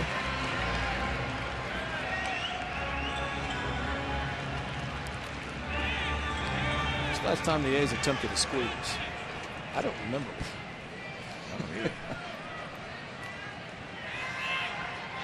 The infield in, unlikely. Not close. 1-1 the count. Coco Crisp will be next. And we always say it, and of course, hitters, it's so hard. You think about, as a hitter, pressure on the pitcher, infield in, make contact. Much easier to hit, it seems, with the infield playing in. Hit a ball hard, more likely to get the ball through the infield.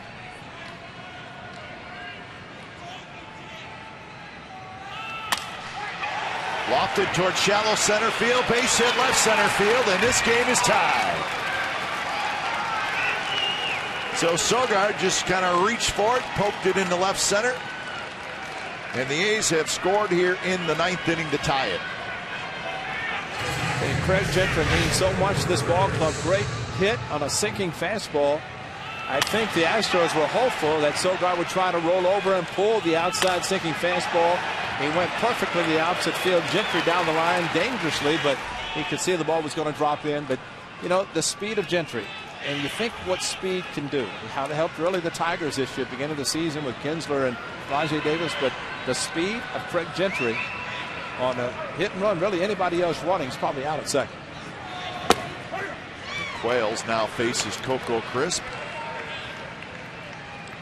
I believe that's the third blown save by Quails this year against the A's. A's alone, exactly. What you need to do now, though, is you need to take the lead, especially visiting ballpark. And Singleton, nice play, throws to second for the out there. That's a heck of a play by John Singleton. If he doesn't make that play, it's first and third, and the A's are sitting pretty. And not only that, pitcher Quails stayed on the mound after the great play because there's no chance for the double play. And I don't think they would have doubled up Coco anyway, but you're right. Singleton coming off. If he's a right-handed fielder, he doesn't catch it. Catches it nicely with the glove on his right hand. Makes the flip, gets the force out. Now, Coco's hit a home run. Now's the time for Coco to steal. I mean, 2 outs. It's the perfect time to at least tempt him. First pitch to Fold is low. Well, now you look back at that bottom of the 8th inning when the Astros had the bases loaded and 1 out and could not score. Or how about when Fold hit the double to right center and Geis was thrown out the plate. If Coco were running, A's had a run. Coco Was dancing off.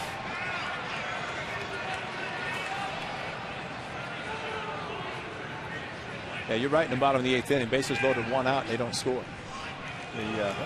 The Astros and A's and Dan Otero did not give them the insurance run, and A's have at least tied it.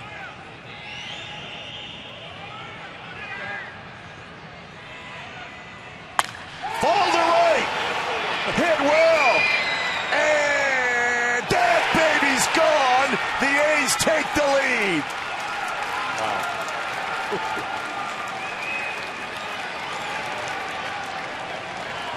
In fact, that was simply Chad Qualls concerned about Coco Crisp stealing, and he threw him a fastball.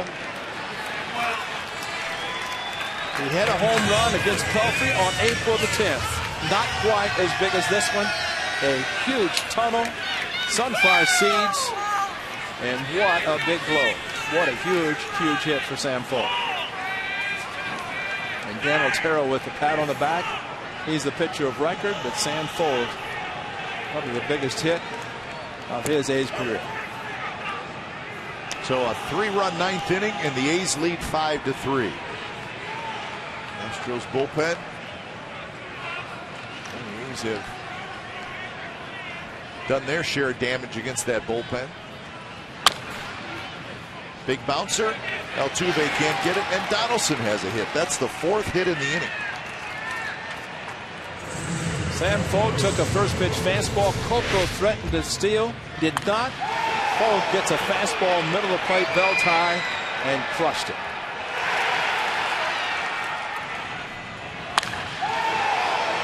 You know, Coco faking, and then earlier when there was no throw and Donaldson fouled the ball, this time though Qualls looked around thinking Coco might be running. He did not, and Sam Folk took him deep. So Chad Qualls faces 6 hitters, gets just 1 out, and the A's have a 5-3 lead.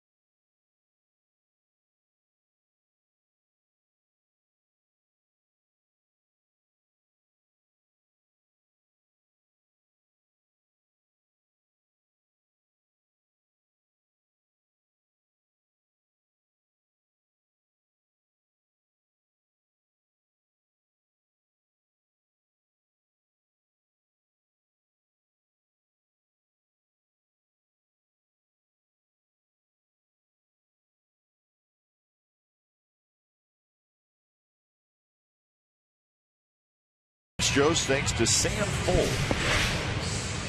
No stride, fastball belt high, home run. Get one with the Twins, one with the A's. Now make it 2 for the A's. And Sam hit first base, little clap, got it.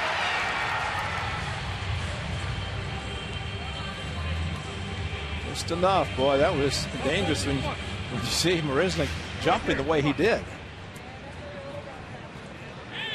That's incredible. 11 after 7, 6 after 8. So here's Stephen Vogt. So the new pitcher, Mike Feltonevich, very hard thrower.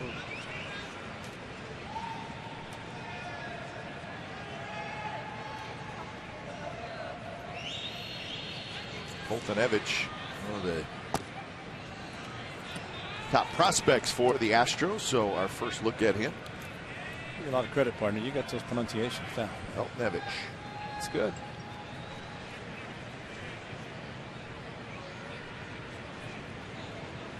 Well, Donaldson at first, 4 hits in the inning.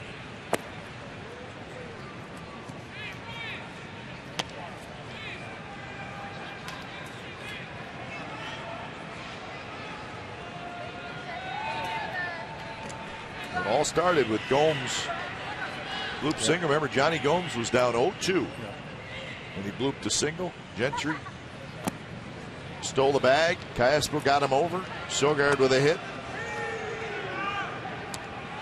That tied it. Coco with a fielder's choice, and then Fold with the home run. Come on now. Let's go. And maybe Chad Quall's got too much sleep. Or maybe just facing the Athletics, and been a tough go with Qualls against the A's. And the pitch is low, and Vogt walks. We did not know the result. He's so hopeful of hanging on and winning this game, but see Johnny Gomes doing what he did to lead off this inning. He's trading by a run. He gets the broken bat hit. Think back to what John Farrell said last year in the World Championship with the Red Sox. Said just seemed like every time Johnny Gomes is in the lineup, something good happens. And look at the ninth sac fly, pinch hitting, and then faces a tough righty and gets a broken bat hit to start this 9th inning. And he's trying to keep adding on. Great play last night by Johnny Gomes with a robbing Card of a double. Drove in a run, scored a run.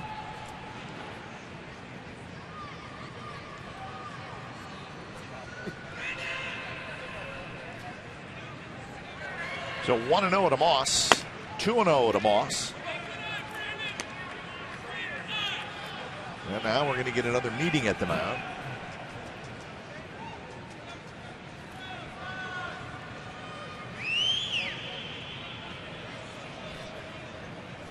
So 6 walks by Astros pitchers tonight.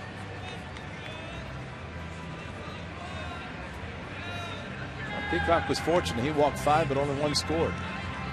The 2 starts that Peacock has had against the A's, he's walked a total of 11 in just 2 starts, but only 2 have scored.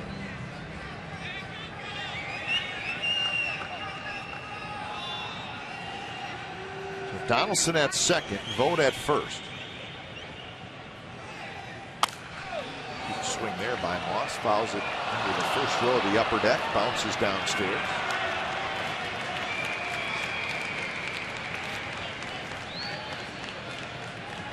Couple of big home runs tonight. Crisp, the solo shot in the 7th, and of course Fold here in the 9th.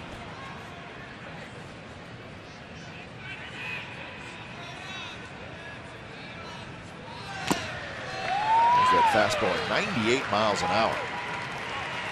So 2-2 the count.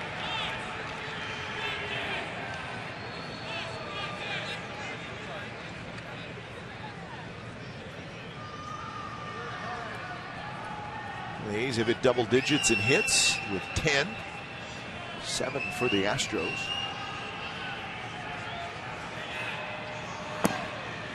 And now full count.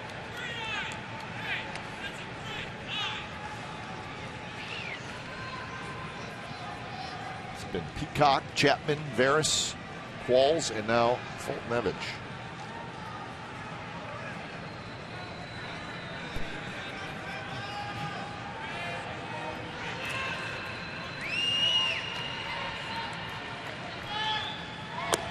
Pitch is low, and it's another walk.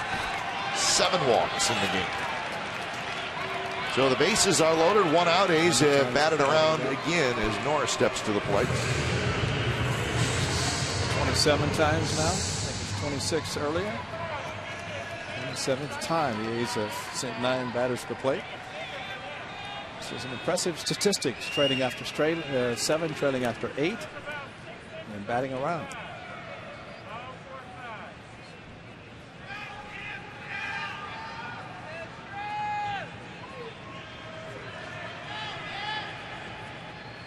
So bases loaded, 2 outs for Norris, and the first pitch, breaking ball, drops in for a strike.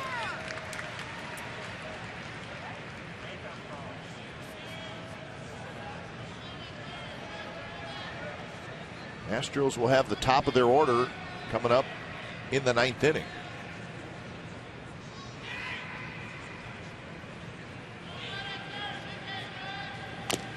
Well, through the Astros, you're thinking got a shot at 5-3, but if you make it 6 or 7-3, boy, then it's a different deal. And for Derek Norris, this is first at bat, 2 outs, bases loaded, and this is bat in the 9th inning with the bases loaded.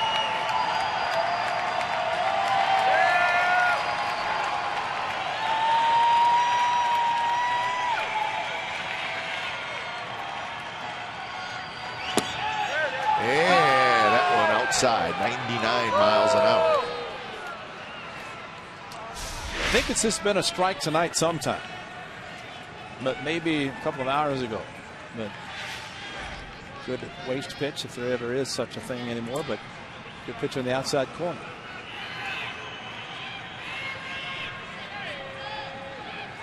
One-two pitch, not close. Corcoran had to reach up to grab it. So that was an off-speed pitch, but came out kind of strange.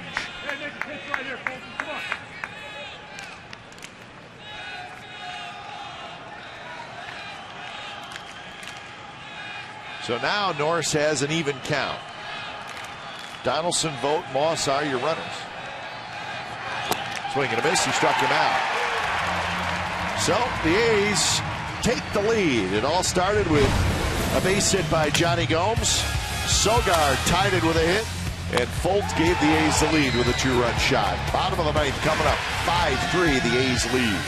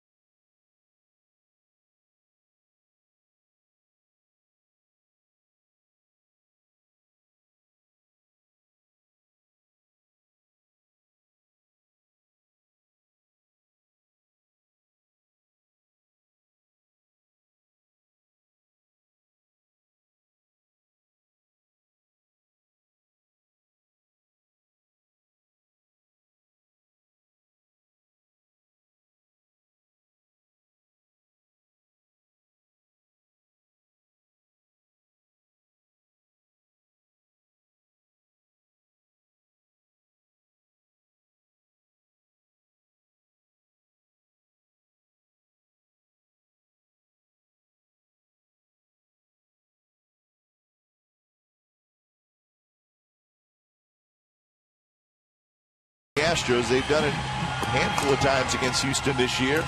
In the 9th inning. Amazing how many times this happened. And Eric O'Flaherty will try it. 2 nights in a row he's been up in the bullpen as maybe the closer to come in and try to save it. And tonight he gets the opportunity. So we'll see if O'Flaherty can indeed nail it down. You know, he made a pretty important statement, I think, when I asked him about closing, you know, because he does not have a major league save. And he said, my objective when I pitch, regardless when I pitch, is keeping a foot from touching home plate. So whether it's the 7th, 8th, 9th, whatever it might be, same goal, and that is to get outs and prevent runs from scoring. That's pretty good philosophy. Yeah, that'll work. Yeah. So O'Flaherty in, and he's going to face the top of this Astros lineup. Grossman, Altuve, Carter. If anybody were to get on, it'd be Fowler.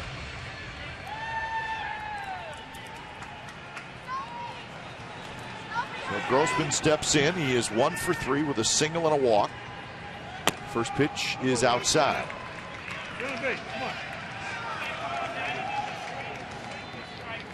So Eric O'Flaherty looking for his first career save. Sitting on a 2-run lead. 1-1 the count.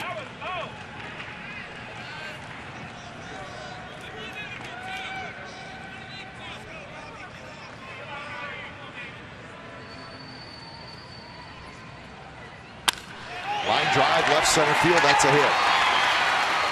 Moss, who's now back in left field, hustles over to get it.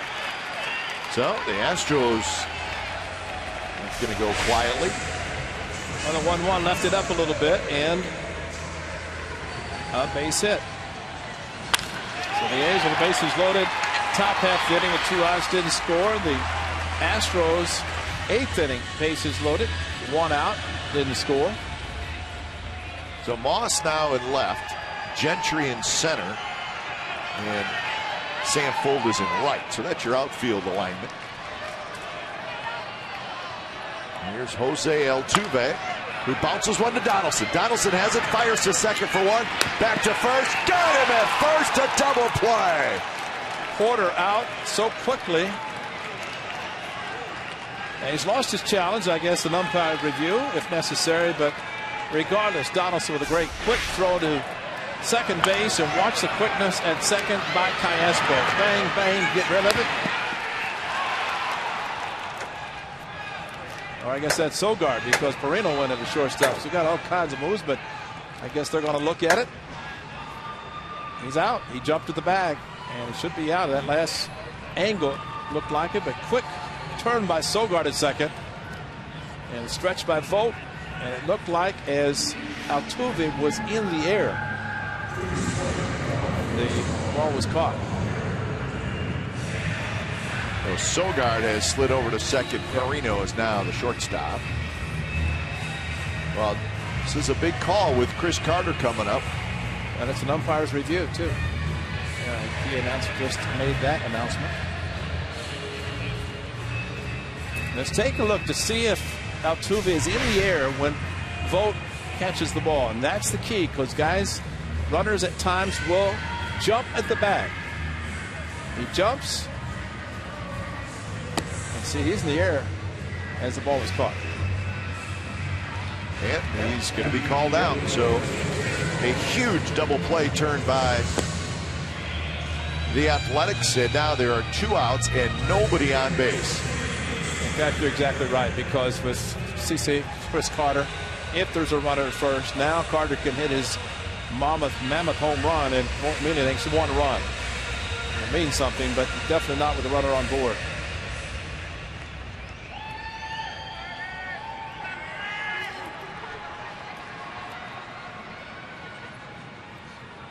So Carter hits one high to right field, and that is hit well. Fold is back, and it is gone.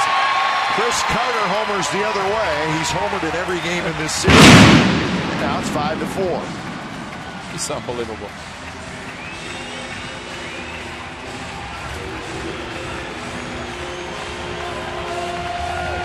Just an easy swing. So much power. 33rd home run. They'll tie, and of course there's one of the differences, and he's just so quick and so powerful, and he almost waits till the ball's right on him before he swings. In this case, that's why the ball is hit out to right field. So now it's 5-4, and here's Dexter Fowler. Fowler goes after the first pitch, fouls it to the right side.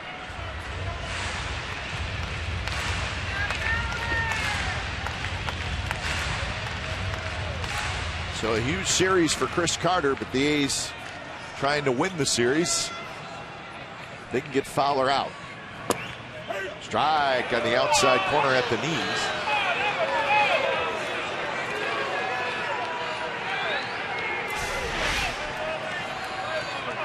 Outside corner, and you know, you see Chris Carter go to opposite field, and from a pitcher and catcher standpoint, you say try to hit it out the opposite field, you tip your hat. Well, they've been tipping the hat to Chris Carter at least in a couple of these games. And a liner, Perino leaps up, he grabs it, and that's how the ball game ends. Boy, what a game tonight here in Houston, and the Athletics score 3 in the ninth. They hang on after the Carter home run, and when it's all said and done, the A's win it tonight 5-4, and they win the series. So Sam Fold is your hero. I hope Flaherty gets the baseball. It's his first major league save, and he had to work for it. So final score tonight: the Athletics 5, the Astros 4. A's win the series. You've been watching A's baseball.